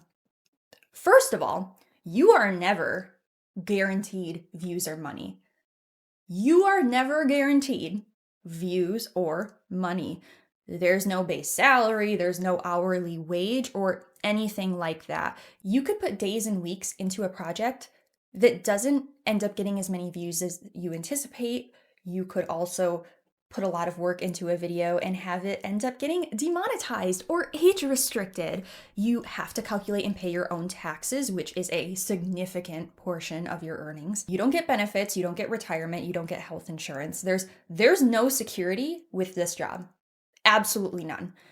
Is the work maybe easier on a physical level than a real in-person job? Sure, absolutely. But every video you post is essentially a gamble. You run the risk of not getting paid for your work, having your work taken down, being scrutinized by others, and when that happens, what are you supposed to do? There's no HR. You can't, like, there's no boss that you can go to. Like, you are left optionless. You have to fend for yourself in this industry. And that's why so many creators, especially now, have channel memberships, Patreons, do live streams or sponsorships, or they have to make more algorithmically curated content that they may not otherwise make if not for the need of financial security so that they can continue doing this job full time. And I would think that Jake, someone who has expressed having a lot of mental health issues, who has also stated that he does not do well with normal jobs and has an extremely difficult time with authority, would have more of an appreciation for this platform and the fact that more people with similar challenges can do this kind of career and have a decent quality of life, hopefully. But I think this attitude has a lot to do with the fact that his views have tanked so drastically. Meanwhile, a lot of up-and-coming creators are doing really well right now, and I think he's bitter and resentful of that. He's bitter that he's been on the platform for over 10 years at this point, put a lot of work into his channel early on, spent quite a bit of money on equipment and whatnot, all for it to nearly amount to nothing. As someone who is monetized, I can tell you right now, he is not making a sustainable income from YouTube AdSense. He just isn't. He isn't. He has to rely on live streams and Patreon like a lot of other struggling creators, and he has a lot of Patreon members. I was shocked. A lot of Patreon members. Meanwhile, there are some creators on here that are wildly successful who are literally just filming videos on their phone.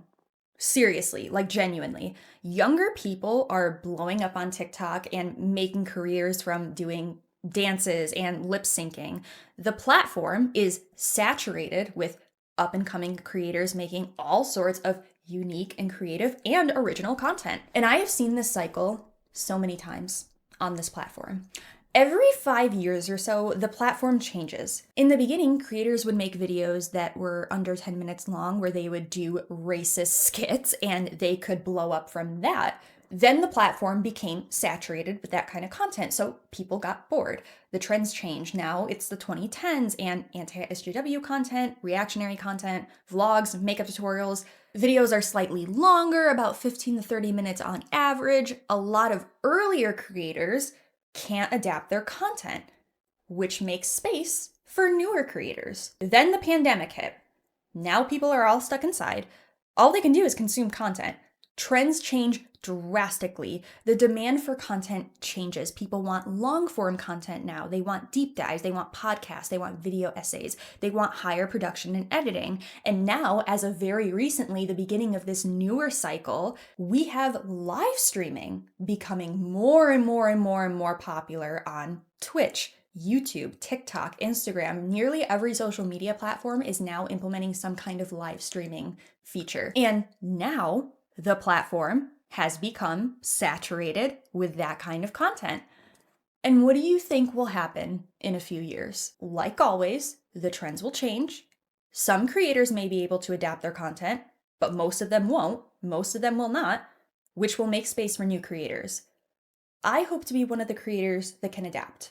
Jake was unfortunately not one of those creators that could adapt. I mean, he could have been. He actually could have, but in his own words, he says he doesn't have the time for deep dives in video essays. I don't know what the point of this video is. I'm so busy, man. Okay? I'm so busy writing music and stuff. I really don't have time to like sit and read books and come up with like hour-long video essays with like, I don't have time. Which is fine, but how are you going to sit here and complain when you are unwilling to adapt your content? And he blames everyone, especially liberal white women, but himself for his inability to adapt and sustain his YouTube career as a career and not just a hobby. Thinking for creating content. It should be good first on its own. And for over a decade, nearly 2 decades at this point, YouTubers have never had this concession. We've never had that ability. It was always about how good we are as content creators. Now you guys can just lip sync to songs, especially if you're super attractive with a tiny waist and big ass. You can lip sync to whatever algorithmically safe song is currently on that week and get tons of views. Meaningless views, doesn't actually go anywhere, but you feel good about that number, right? It's destroyed subculture. It really has. You will get kids now dressing up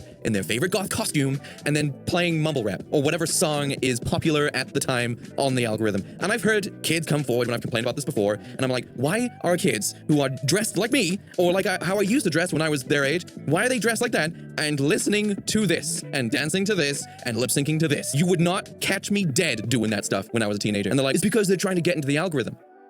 Why? Why would you want to be put into the algorithm as an alternative person, part of a subculture, dancing to music or lip syncing music that is that garbage? Has the desire for clout really outweighed people's dignity now? Seriously? So he keeps this up for a while. Then on August 20th, 2024, Jake uploads a video titled, "Learn from my mistakes." We will, Jake. We are learning from your mistakes as we speak. Thank you for serving as a cautionary tale. I consider this video to be marking the death of Jake MUNRO as we knew him. Not that he hadn't changed considerably over the years, but after this video, Jake goes full-blown villain mode, and it's reflected in his content immediately. He begins by reiterating again that he's struggled to maintain friendships and also talks more about how hard he's had it lately and how much of a victim he is, basically. But I think one of the most important lessons that I've learned over the last, Jesus Christ, my whole life, is the compromises that one has to make in order to have company, in order to have friends and things like that. You have to give up a part of yourself in order to be accepted by others, because if you don't give any of yourself to them, then they're not going to give any of themselves to you, in terms of how you feel and the things that you do in a day and what you like to do and where you like to go on the weekends. Just frivolous things like this. Basically, I'm talking about the two-way door that is friendship, at least it's meant to be two-way. And I will talk about narcissists and manipulators as well, because I feel like that's super important to this idea of compromising yourself. But it's always made me super uncomfortable, mainly because of how people have used it against me, and even before my YouTube career. This is all just something we do for the time being. But being vulnerable to other people in order to establish a friendship has always been pretty tough. The constant betrayal of people that I've known, being used for the things that I'm good at or the things that I have, being manipulated to get more of the things that I have given to them, having people me behind my back or publicly online because they no longer get the thing they wanted from me anymore. And for those of you out there who are hardworking, I have been used and abused for forever. I think for as long as I can possibly remember. It's amazing how over the decades people have expressed how they can't stand me and they hate me so much and that I'm such a terrible, awful human being and he's like this and he says this and he did that. Yet they seem to have absolutely no problem for years on end taking the things from me that I was capable of providing with no complaints. And then he says this. Often the path that is best for you is going to be the path that not anyone's going to understand, or not many people are going to understand unless they've been through it themselves. Sometimes there are decisions that you make in life that no one is going to understand and everybody's going to hate you for, but that doesn't matter. For once in your life, you haven't made a decision for someone else's benefit. You've made a decision for yourself, and it doesn't matter if they don't get it. He also goes on to say his 20s were utterly wasted, which he actually said the opposite in his Breaking My Silence video. And then he leaves us with, it's okay to be selfish. It's okay to be alone. It's okay to be selfish, and it's okay to be alone, especially given that you've tried everything, okay? Why does wickedness happen? That's a very complex question, and there are various explanations. Nature, nurture, free will, temptations like substances or sex or capital, money, societal structures that exist to benefit the most privileged and wealthy, while everyone else suffers and ultimately dies at the hands of these systems, therefore in turn creating violence, vigilante acts of justice, wars, famine, poverty. Are people born wicked, or do they have wickedness thrust upon them? I will eventually, when I am more experienced and have better research skills, be exploring that question in its own video. But for now, let's just focus on this story. Why did wickedness happen here? It was a steady buildup of factors and choices that led to Jake's wicked descent. I think the rejection early on from his peers, of course, the trauma from his sister's battle with cancer and everything he witnessed in the pediatric ICU, the body image issues that led to an ED, his mother completely destroying his family unit for her selfish desires, all of which likely caused his anger issues, which he refused to get treatment for, rejected therapy, medicine, or a diagnosis.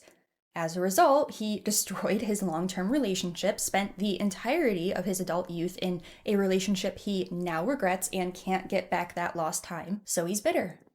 He's resentful. He won't adapt his content. He's losing views, losing popularity, lost many friends in the fallout of the breakup, hasn't spoken to family in over a decade at this point, career is dissipating, reputation tarnished, and his 3 biggest fears have come true. His fear of looking stupid in front of people?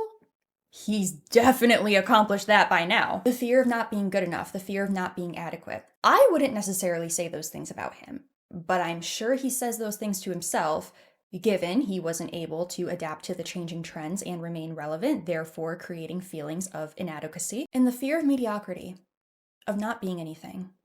At one point, he was something. He was popular. He was not considered mediocre or irrelevant. But by today's standards, he is mediocre. He did fall short. He isn't the big successful YouTuber he thought he would be by now. Twitter user by the name of T asks, where do you want to see yourself in 10 years? Looking just as young and with 1 million subscribers. And when he was that big YouTuber, in his peak, he took it for granted. Always wanting more, never being satisfied, wanting to compete with others, including his ex-partner who made him who he is today. And so he became wicked. It's okay to be selfish. It's okay to be alone. It's okay to be selfish, and it's okay to be alone. Goodness knows the wicked's lives are lonely. Well, Jake, I hope you're happy now that you're choosing this. I really hope you get it and you don't live to regret it. But I don't think you will get it. And I definitely think you're gonna regret it. I hope you're happy in the end. I don't think you will be, but you made your choice, so here we are. I am very much in the spirit of Wicked, if it wasn't super duper obvious. I just saw For Good with my family last week. It was incredible. Worth the wait, major payoff. And I did dress up as Glinda this year for Halloween. Galinda, with a G. Oh, but Glinda's a blonde. Yeah, well, you know what? Galinda in the original Wizard of Oz was a redhead, so let me be a ginger Galinda in peace. Okay, great. I can't put all this hair in a wig cap anyway. So now we meet final boss Jake MUNRO, our misogynistic, racist, transphobic, elitist, white supremacist final boss Jake MUNRO. My least favorite version of him thus far. November 25th, 2024. Titled, Am I a conservative now? Spoiler alert, he is. In fact, I'd go a little farther and say he's a straight up white supremacist. So he starts off by asking his chat, when is the last time you looked up the definition of fascism? And then he goes on to not actually show the definition of fascism and just says the left fits this definition more than any other group currently. Oh, policing people's speech and what they think and dismissing people that don't agree with you. Calling everyone fascist. It's like, when was the last time? See, this is the thing that bothers me about the left currently. They're calling the other side fascist. I'm like, look, when was the last time you looked up the definition of fascist? Because I think you'll find that you fit that description far closer than anyone else currently. FYI, I did go ahead and look up the definition of fascism, which is an authoritarian and nationalistic right-wing system of government and social organization. Just gonna put that out there. And he keeps trying to say that he's a moderate and he's libertarian and that he isn't conservative, but he is. And also, moderates might as well be conservatives. Like, we know that, right? We know that. He also simps for Ronnie Radke. Have I ever talked about how much I hate Ronnie Radke on this channel? Oh, I hate him so much. Honestly, I would love more than anything to make a Ronnie Radke deep dive hit piece, more than anything. But that man would actually probably try to sue me. And I am not Anthony Fantano, okay? So I cannot afford to fight Ronnie Radke in court. But wait, maybe when my channel's a little bit bigger and I have more of a leg to stand on, I will make that video. And I will do it absolute justice, mostly out of spite for Ronnie Radke. I hate that guy. Literally anything but, unless you completely agree with them on everything. Sounds like something, doesn't it? Sounds like something that they're meant to despise. Yet we'll ignore the blatant, bigoted, and transphobic things that man has said because he was nice to you? Okay. Jesus f***ing Christ. Name a single thing that I've said that's transphobic. One thing. Go. I want to see the transphobic stuff you're talking about, the homophobic stuff you're talking about. I'm so sick of this shit. I've done more for the LGBTQ than any of these little f***ing twerps have ever done in my 20-year career. And like probably the actual LGBTQ. Not these idiot children online who are assuming and appropriating the LGBTQ community and labels in order to appear more interesting. See, I love the LGBTQ community. Some of my best friends ever and the most talented people I've ever worked with are trans. But what has been pissing me off over the last couple of years is the appropriation of that culture, of that community. I'm not transphobic.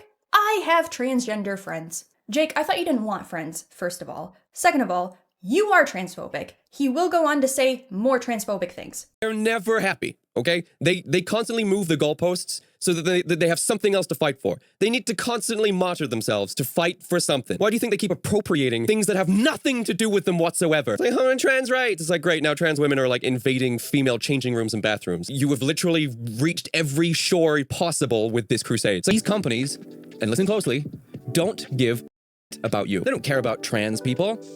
They don't care about anyone, actually. The fact is that these corporations used the LGBT community, whereas a certain section of the LGBT community thought that they were rising to power, they were being accepted and instated as the new status quo, as the new global political regime. But that's not what happened. Is it, Unifade Walker? Now I'm in a position where I don't think BioWare is on my side. Some in the LGBTQ plus community criticize Bud Light for its response to the backlash. Yes, you see, they don't care. They saw the 10% drop and thought, wow, this didn't work. By appealing to a very small minority, they had alienated their entire consumer base. And at the same time, just for good measure, made the LGBT community look really, really bad. Because I don't know if you've ever watched Dylan Mulvaney. Dylan is super annoying. Some conservative pundits, politicians, and celebrities spoke out about the promotion. See, now those are the ones who were brave enough to actually speak up and say anything against this ridiculous campaign. But for most people, as we have seen over the last couple of years, it is absolutely terrifying to speak up and say anything against this leftist movement. You can't. Even minor, slight, honestly constructive criticism is met with insane emotional manipulation, gaslighting, harassment, bullying, and ultimately, people are pretty much done with it, as I keep saying. But you don't like Dylan Mulvaney? What are you, a transphobe?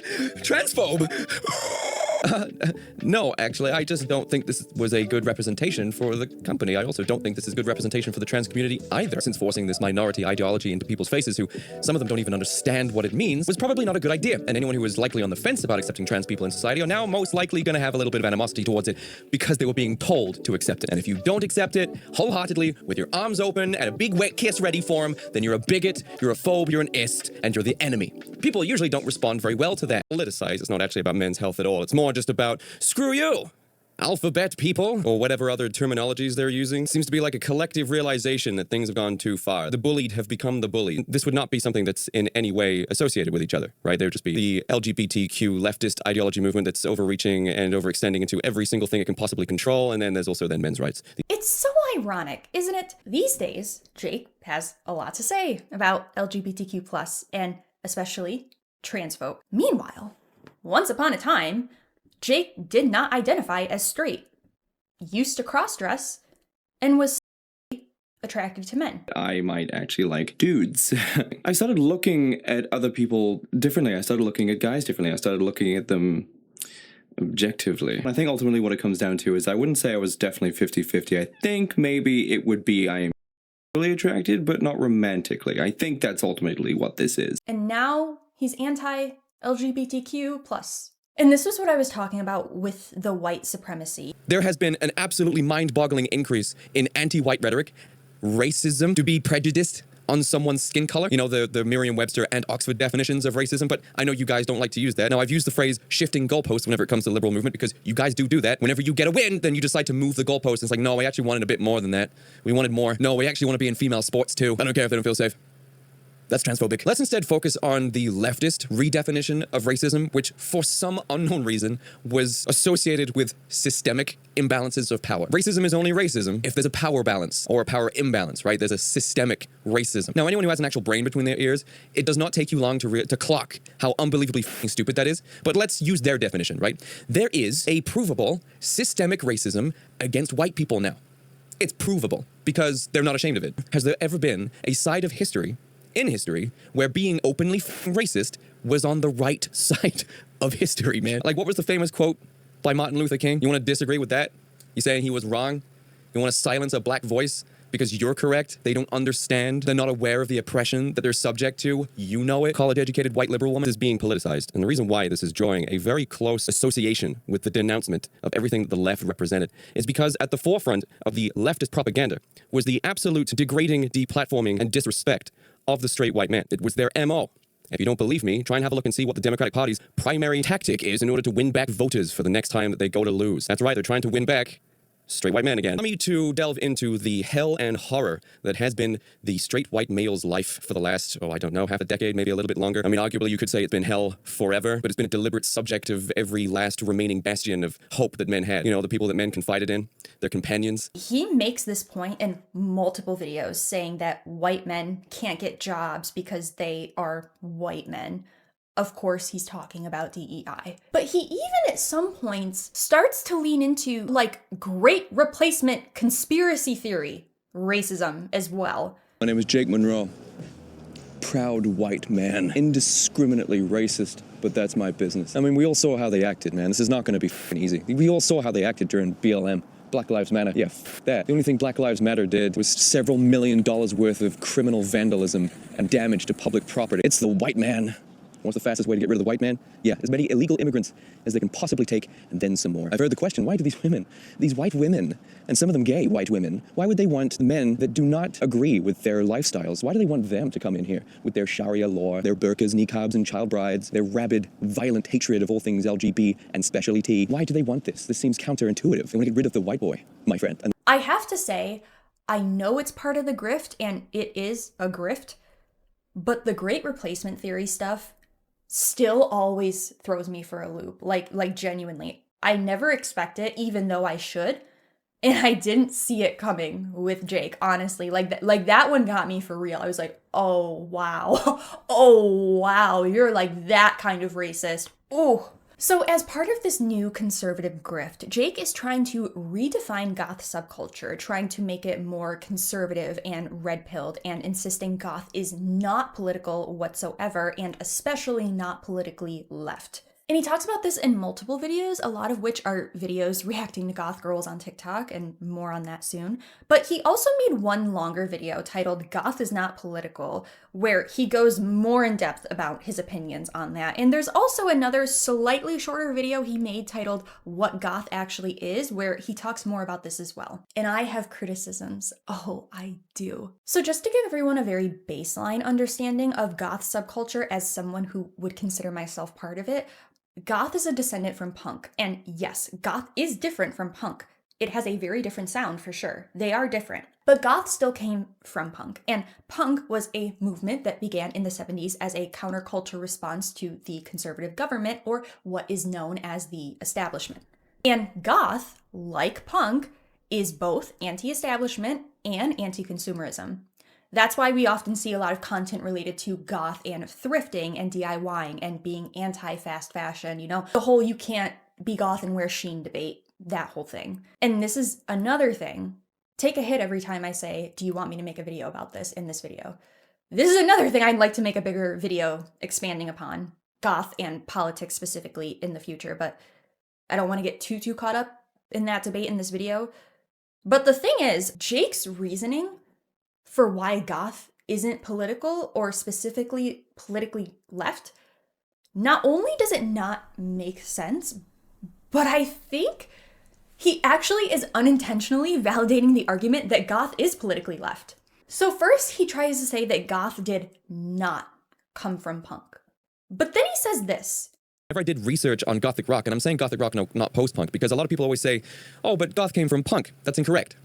Gothic rock came from post-punk, and post-punk came from punk. Now, you can go to pretty much any source of information about this, and they will say roughly the same thing. And this progression from punk to post-punk did not carry its political ideologies from punk. In fact, even punk didn't even carry its political ideologies. Like, there was an entire subgenre of punk dedicated to gender ideologies, queercore. Punk itself was not synonymous with gender ideologies and gender representation and gender freedom. That's why they made something called queer, so that we can just clear this up, because I'm sick of hearing this rhetoric. And it is rhetoric because no one wants to hear anything that contests it. Post-punk, a musical genre that emerged in the late 70s as a reaction to and evolution of punk rock. It's characterized by a more experimental and diverse approach than the raw simplicity of early punk, often incorporating elements of art, avant-garde sensibilities, and non-rock influences. Being manipulated, but that's post-punk, man. Goth didn't come from post-punk. Gothic rock came from post-punk, which created goths. It's kind of like the whole Friday the 13th thing, you know? Where, like, there is Friday the 13th 1 and 2, but Jason doesn't show up until the third movie. I had to really sit with this for a while and try to understand how what he is saying is not validating that goth came from punk. Like, punk post-punk, gothic rock, goth. Is this not a linear progression? Is this not goth came from punk with like a couple extra steps? Like if post-punk is a subgenre of the broader punk genre, and gothic rock descended from that, which then from there birthed goth, how is that not goth came from punk? Like, am I missing something here? Am I stupid? Am I misunderstanding? Is he not literally saying goth came from punk in this statement and just being slightly more specific? And I'm going to quote an article called Exploring the Distinctive Worlds of Punk and Goth Subcultures, and there are various sources that reiterate this, but I really like this one. Punk and goth, born as counterculture movements in the late 1970s, made their mark on society in the 1980s.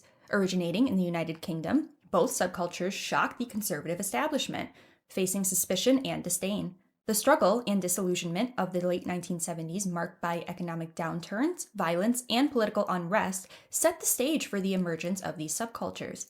In the bleak landscape of the late 1970s UK, punk arose as a vehement response to economic crises and perceived societal injustices. The post-punk era followed, giving rise to a diverse range of musical styles, including gothic rock. Bands like Susie and the Banshees and Joy Division, though not strictly goth, played pivotal roles in shaping the genre. This laid the foundation for goth, with acts like Sisters of Mercy and The Cult defining the genre in the 1980s. Cultural influences and themes set punk and goth apart. Punk drew inspiration from anti-establishment sentiments, while goth, rooted in punk, explored literary, poetic, and filmic themes related to mythology and horror. So yes, while they are both distinct in both their sound and inspirations, it is undeniable that goth is rooted, is evolved from, descended from punk. So then Jake makes the argument that because goth is anti-establishment, then goth in the present day would be right-wing because the establishment is woke now. And he acknowledges that goth is anti-establishment at its core, and he also claims that he is anti-establishment as well. Political views are maintained and even strengthened within the goth subculture. Let's get a bit further into this. Within all alternative subcultures, the point is to reject societal norms, and I agree with that. I do. But what's the societal norm at the moment? Look at every progressive woke ideology that was championed during the Biden administration that has been the most prevalent political opinion for the last 10 years. That is the majority, right? For the longest time, we had cancel culture. If you had an opinion that they did not agree with, you lose your livelihood, you lose your job, even your house or your family, because how dare you disagree? And fight the establishment that enforces the norms, right? So whenever people out there were saying, we don't agree with all of these radical progressive ideologies coming out of the White House at the moment from a man who we have now been confirmed was not capable of doing the job cognitively. No one was hiding his cognitive problems. We all saw it. So now they're gaslighting. You can understand that anyone who was not far left, who wasn't of that persuasion, were part of the counterculture, goth or not. But let's continue on. The father of goth, punk. I mean, that's debatable, but I can see how they probably made that distinction, is fueled by anti-establishmentarianism, anti-consumerism, anti-capitalism, and anti-racism. I mean, where should I begin? Anti-establishmentarianism. I mean, do I need to bring up the Biden administration again and the infiltration of radical leftist ideologies into the White House, into our media, into our movies and video games and TV shows? There is a progressive message, a primary progressive message in everything. To the undeniable political anthem by Bauhaus. Oh, I tell you what, when goth activists were storming the doors of Parliament in London in the 70s and 80s, I guess, because it's political. That was like the rallying song. They would play that to whip themselves into a political frenzy, into an anti-establishment riot. That was only anti-conservative establishment. It wasn't anti any other kind of establishment. It was just that one, just conservative. If you're anti-establishment, you're anti-establishment, okay? That's whatever the establishment is, you're not that. Do you understand? The reason why you keep making the mistake that goth is anti-conservative is because the first establishment that was present at the time when goth became a thing was a conservative government. It was the current establishment. And now that we have a Labour Party here in the UK, a liberal government here in the UK, stripping its citizens of their liberties, imprisoning people for their opinions, taxing people to the floor, surveilling our messages, removing our freedoms to think and talk how we wish, this is the new establishment that I am anti of, you dimwit. Like, what do you expect? It's like, oh my God, I can't send an iMessage to anybody without it being read by a government official. My grandmother got arrested because she said it's bad that Abdul and Ahmed were raping her granddaughters, but at least it's a liberal government, so yay! Whatever the establishment is, you're anti of it. It just so happened that the first establishment was conservative. And this is a very common argument from these conservative goth cosplayers, is that the establishment is woke now. So therefore, in order to truly be anti-establishment in 2025, in order to be counterculture, you actually have to be right-wing, conservative, Republican, whatever. And FYI, I just want to state that when we are having this discussion, obviously, I'm from America, Jake is from the UK, and full disclosure, I'm not quite as familiar with UK politics. But I've been told by a lot of people and a lot of creators from the UK that a similar thing to what's happening here is happening there. And Jake, in the vast majority of these conversations, is talking about politics in the context of American politics. Like, he'll often talk about the Biden administration, Trump, the woke radical California left. Even more recently, he's talked about like Zoran Mamdani. He'll talk about Charlie Kirk, Sam Hyde, Nick Fuentes. So therefore, I'm going to be discussing this in the context of American politics because that is the context that Jake is usually having these conversations in, like 98% of the time. Once in a while, he'll bring it back to UK politics, but he's usually talking about America. So we will be talking about America. So that being said, not everything I'm about to say may translate accurately to the UK, but we're going to have this discussion anyway. So first, what is the establishment in the context of punk and goth? Back in the 70s and 80s in the UK, the establishment referred to the conservative government, the ruling class, which was becoming increasingly authoritarian. Punk was a response to this, serving as a resistance to these oppressive systems. So that was in the 70s and 80s. How does that compare to the establishment today? Well, let's think about it. The wealthiest billionaires who own pretty much everything in the entire world, including Elon Musk, Bezos, Mark Zuckerberg, are mostly right-wing. Elon, who is the richest man in the world as of December 2025, publicly supported Trump throughout his campaign, appeared at his rallies, and donated over $290 million in 2024 in the 2024 election. To quote CNN, Elon Musk spent a total of more than $290 million on the 2024 election, new federal filings show, boosting the President Donald Trump and Republicans in a staggering effort that has helped to secure unprecedented access for the world's richest person in the new administration. The new filings with the Federal Election Commission on Friday showed that Musk put about $11.2 million into his main super PAC, America PAC, on the final day of the year, which brought his total political giving for the cycle to more than $290 million, a massive sum rivaled by only a handful of competing mega donors. Additionally, when it comes to media, conservatives also own the majority of the media landscape, including major news networks, podcasts, and social media, which has led to declining rates of Americans trusting traditional news media outlets. A study from MediaMatters.org from earlier this year found that right-leaning online shows had at least 480.6 million total followers and subscribers, nearly 5 times as many as left-leaning. Across platforms, YouTube, Rumble, Twitch, Kick, Spotify, Facebook, Instagram, and TikTok, right-leaning online shows accounted for roughly 82% of the total following of the online shows assessed. Comparatively, left-leaning online shows had nearly 104 million followers and subscribers across the 8 platforms, nearly 5 times less. Additionally, 9 out of the 10 online shows with the largest followings across platforms were right-leaning, with a total following of more than 197 million. And data shows that the majority of people get their news from social media platforms such as YouTube, Facebook, TikTok, etc., rather than traditional news outlets, so these numbers are significant. Aside from the right owning everything and dominating the media ecosystem, the American government is becoming increasingly fascistic, specifically targeting minorities such as immigrants and transgender folk with violence and hate speech. Over 600 people were fired and tens of thousands of people were targeted, threatened, put on hit lists, including me, in the wake of Charlie Kirk's death for giving their opinions protected under free speech. Alleged free speech. Is the free speech in the room with us? Apparently not. In fact, we are also seeing one of the biggest crackdowns on free speech in history in America currently.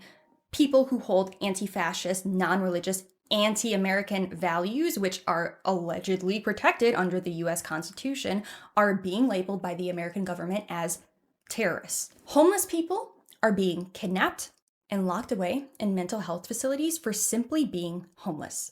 An executive order that was intentionally vague is doing this in order to clean up the streets of America, literally just labeling homeless individuals as mentally ill and therefore justifying kidnapping them off of the street and imprisoning them in mental health facilities that are already severely lacking in resources and space. The healthcare system in America is a murderous system, plain and simple, which once again serves to benefit the wealthy while millions of Americans suffer and die because they cannot afford healthcare.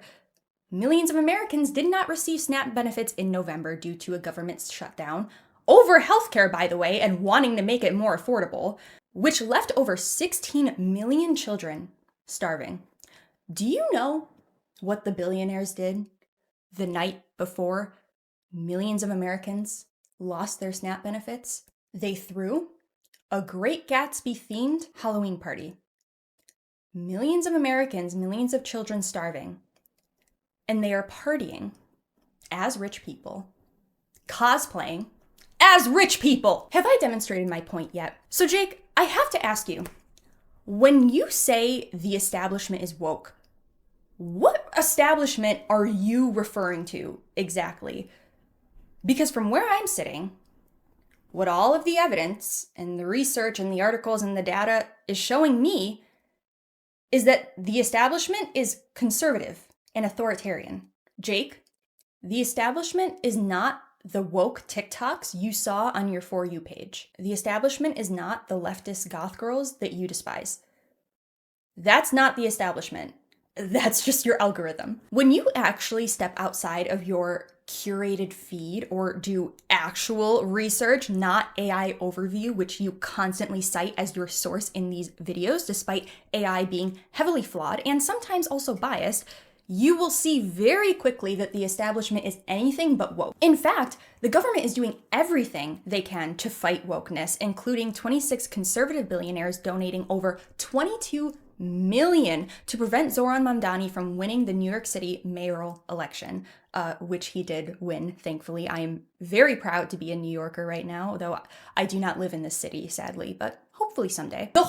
This whole argument from these conservative wannabe goths genuinely leaves me thinking, maybe I have to ask my doctor to increase my Seroquel dosage, because I am clearly not living under the same establishment as these people. Like, I am clearly living in a very different reality. And I also just want to note as well, punk and goth clubs especially, have traditionally been safe spaces for minorities, marginalized groups, especially LGBTQ plus folk and folks who do SW or sex work. One of my favorite YouTubers, Cat Black, did a really good video talking about this. And this video is actually not about goth subculture specifically. It was a video she made talking about the bop houses and the alt bop house and some of the controversy surrounding that. And with the alt bop house specifically, she addresses a lot of criticisms people had towards them, saying that alt and goth are not pro SW. And that's actually not true at all. In fact, it's the opposite. SW is an alternative profession. SW is rejected by most of society, like with LGBTQ plus folks. And so goth clubs have been safe spaces for these people to explore their sexuality and their gender identity and even certain kinks, because those communities tend to overlap as well. It's a great video. I recommend you all watch it. And especially if you are someone in my audience who may be anti-SW or anti-OF or adult content, I'd really like you to give this video a watch and allow someone who's very well educated and has firsthand experience with all of these things politely challenge your point of view. And just to further support this, here's another quote from an article titled Punk versus Goth Explained. Both punk and goth subcultures offer a sense of belonging and a platform for creative expression. They attract individuals who feel marginalized by mainstream society and provide a space where they can be themselves. While punks challenge societal norms through activism and rebellion, goths dive into the depths of their emotions, finding solace in the darker aspects of life. And look, here's the thing, right? I'm not gonna be the person who's gonna strip you of your goth credentials and say you're not goth and argue with you all. Like, I'm too old for that, okay? Jake, if you want to cling to your goth label so badly, fine. But all I'm saying is that if you're going to insist and die on the hill that you can be a conservative goth, fine, I guess. Like I said, I'm not gonna check your goth credentials. I don't care. But you're probably gonna have to get used to being made fun of and laughed at and mocked. And rightfully so. Because if you show up to goth night or to the goth club talking about, oh, I'm anti-establishment, and then you bust out the MAGA hat and declare yourself a Trumpy, you're gonna get some funny looks. Why? Because you look fucking stupid. Because what establishment are you living under exactly? Clearly not the same one as us. Like, you look dumb. You do. I'm sorry, but you do.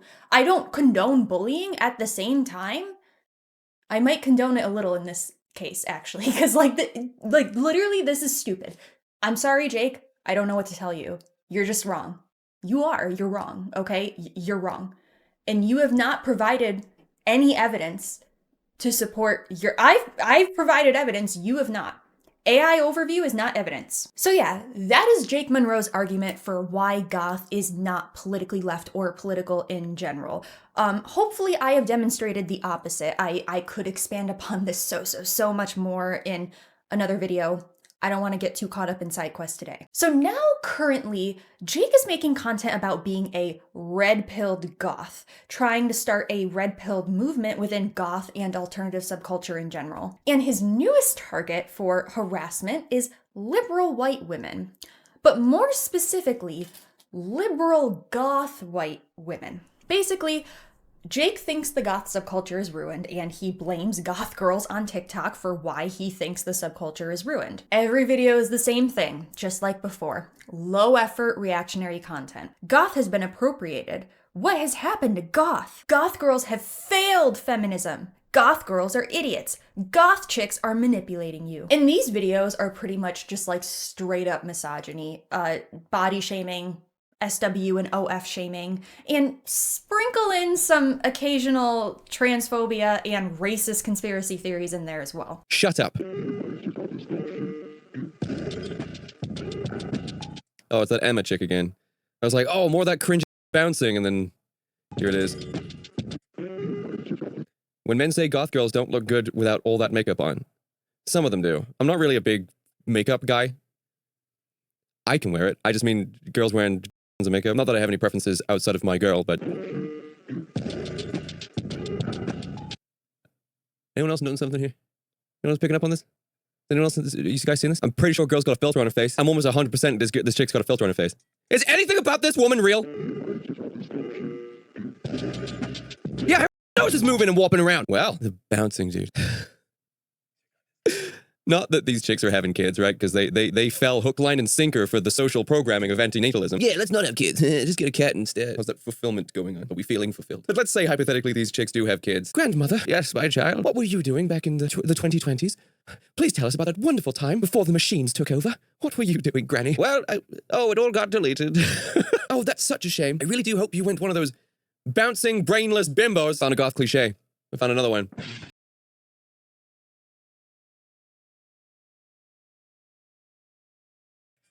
Fell for the digital dupe that was, hey, Rock Lobster by the B-52s is a goth song.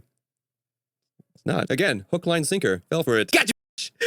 And ironically, some of the women he's been targeting in his videos and on Instagram especially, because these days he's mostly started on Instagram. Like, that's mostly what he's doing.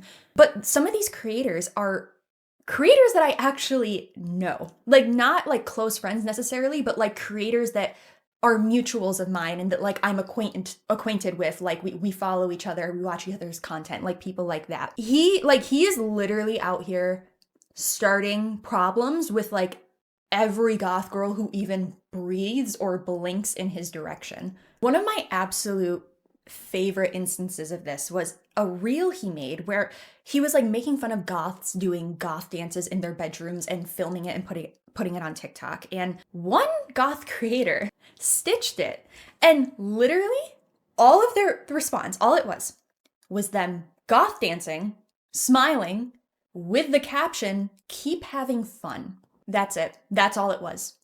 And do you want to know how Jake responded to this? He made a 10-minute YouTube video, not TikTok, not Instagram reel, no, a 10-minute actual YouTube video titled, "My haters have gone full arseler."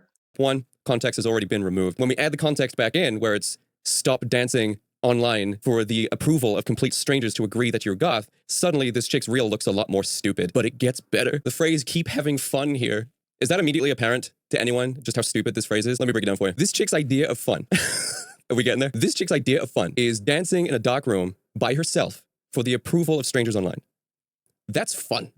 But let's dig a bit deeper. In the caption, there are two things that I want to draw attention to here. Number one, don't let men tell you what to do. Ladies, if there's anything that the female gender as a collective has proven over the last 5 years at least, it's that you definitely need men to tell you what to do. And the concept of ignoring what men are saying purely because they're men is the exact reason why we're in this mess in the first place. What mess, you say? You know what mess. And the fact that I have been specified as being a man you should specifically not listen to means I am specifically one you should be listening to by the continued logic. Anyway, let's get to the bottom of this caption here. Dance like no one's watching.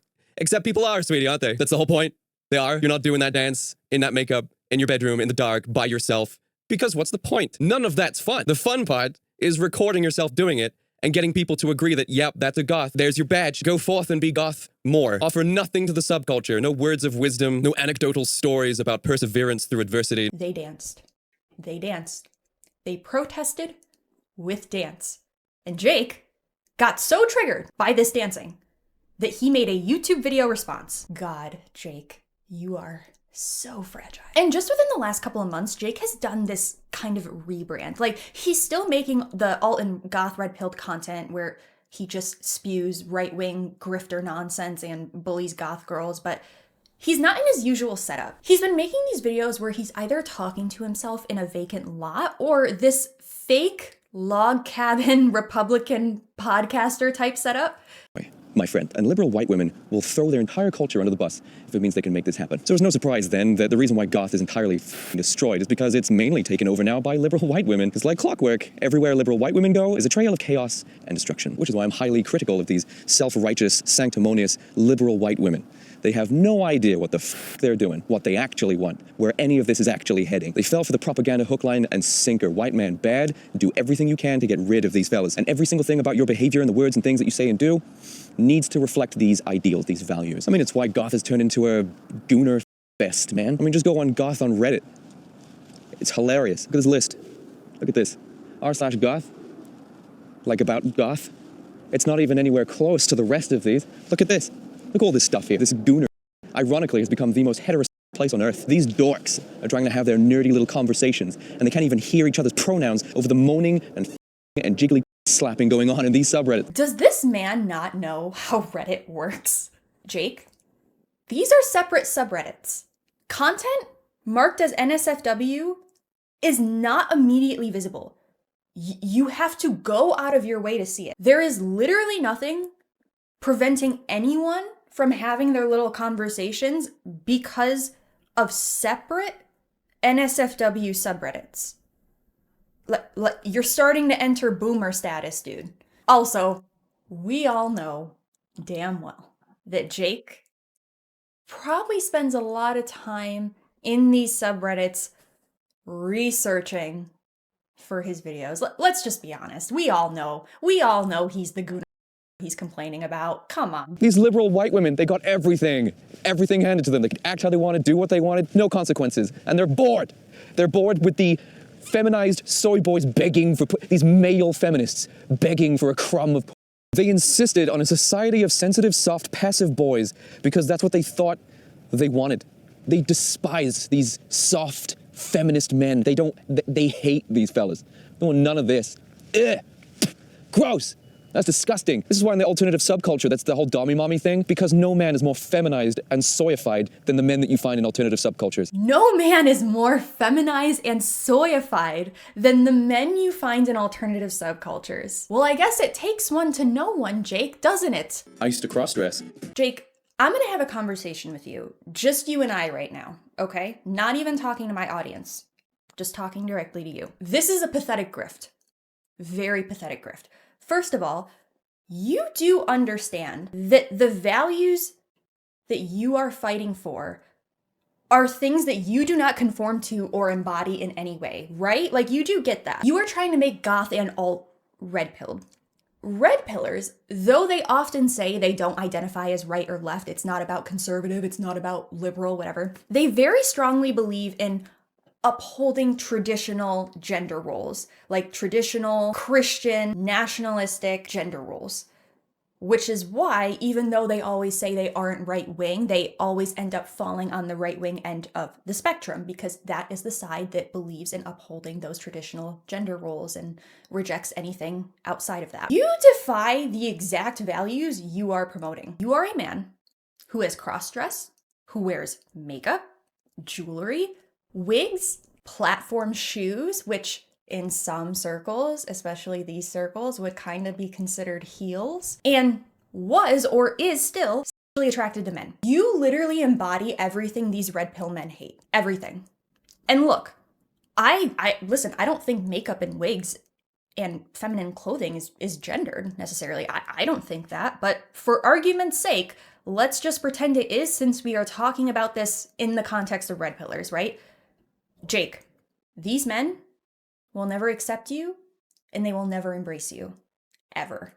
Ever. You claim you want to be goth Andrew Tate. It's off like you're trying to angle yourself to be the goth of the Rogan sphere. Well, I prefer goth Andrew Tate, but I'll take that. You could never in your life be an Andrew Tate type. Ever. Ever. You don't have it in you. I'll just be real. I'll be real. You don't have it in you. You will never see the success those men see. Ever. Ever. You just won't. And they will never embrace you, which is what this is really all about, right? Let's be real. I mean, sure, he's probably grifting because we are living in a Trump era and it's a lot more profitable. I'm sure that is a big part of why he's doing this. But actually, I think this is Jake's newest attempt at finding that sense of belonging, finding that solid friend group, being liked again, being popular. He says he doesn't care for approval anymore and doesn't want friends, but I don't think that's true. I think he does still long deeply for those things. And I think that's what this grift is really all about. And the money is probably definitely part of it, but again, he has lots of patrons. Live streaming, he does frequent live streaming, he has his band, Kat is a tattoo artist, right? So clearly it seems he has enough money to get by and travel and live somewhat comfortably. I don't think he really needs the money. I think the money is a bonus, I think it's a plus, but I really do think this is just Jake's latest attempt at finding that belonging. And you aren't going to get it, Jake. I'm sorry, but you won't. You won't. They won't embrace or accept you. Maybe to your face. I mean, maybe you'll get featured on a podcast or two, maybe, but they won't be your friends, your bros, your pals. As soon as you walk away, they are making fun of you. And honestly, they would probably just bully you to your face on their podcast. They tend to do that. I don't think they would even care. Again, you embody and represent everything these people are fighting against. What makes you think they would ever accept you? You're not going to get it, and you're definitely going to live to regret it, and you'll be very unhappy in the end. And alone. Before we end the story, I want to leave off on something positive and something that really honestly warmed my heart a little bit. I actually saw this video at the end stages of my research, and I'm really grateful that I did. This is a video that was uploaded on September 18th of this year titled, What Really Matters? This is a vacation vlog that he goes on with Kat and her child, who they both co-parent. And in this video, Jake goes to his hometown and he shows us all of his childhood hotspots and all the stories behind them. And then he says and he does this. Full day in Tempe. Gonna be meeting my sister and my dad. Gonna be talking to my dad actually for the first time in 13 years today, so big moment. Big day. High tide is around 2 p.m., so we're gonna be on the beach today with my sister, and it's gonna be the reunion. We've also got the entirety of the town to go see today. I can show Isaac and Kat all of the places I used to go to. Today is going to be maybe emotionally draining, so we'll find out. Tempe for a nap, and we're gonna go meet my dad now by this bridge for another family dinner. Might film some other stuff.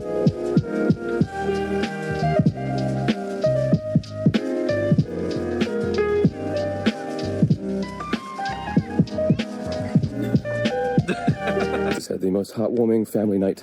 I gave my brother a lift home, and before we got out of the car, sort of, we exchanged some words, and it was like, I got my brother back. I got my older brother back, meaning me. And he said, I love you, Jake. And I said, I love you too, Rob. I've not seen him since he was 14. He's 31 now. What have I done waiting this long? In some situations, there's some grudges that you just need to drop. Anyway, let's go back to the apartment. After spending so much time watching Jake's content, hearing him talk about how he doesn't like family, how he hasn't seen them in 13 years, and just watching him become more and more bitter and hateful as the years go on, when I finally saw him reunite with his family, saying he finally got his brother back, seeing his sister and his father play with his new family, I think it genuinely healed something in me. I guess it healed something in me to see something heal in Jake in that moment. I actually can't say I've ever seen him really happy. I think this may be the only time he's ever looked genuinely happy. Jake, I hope you heal. Seriously, I do. I hope you find some peace, maybe ideally some therapy, and I hope you heal. And I hope you reconsider choosing this path, because I don't think you are going to get what you want out of it. And I think it's going to leave you more angry and broken and lonely than you already are. But yeah, let me know what you guys think. Let me know your opinions. Let me know if I said something wrong and I'm gonna get canceled. Let me know if you hate my background, if you love it. Let me know if I'm wrong about everything and Jake Munro is right and I should delete my channel and delete this video. Let me know all of your thoughts and opinions. I love to hear them. But yeah, with that, I hope you all have a lovely day or night, depending on where you are, and I will see you in the next video. Bye.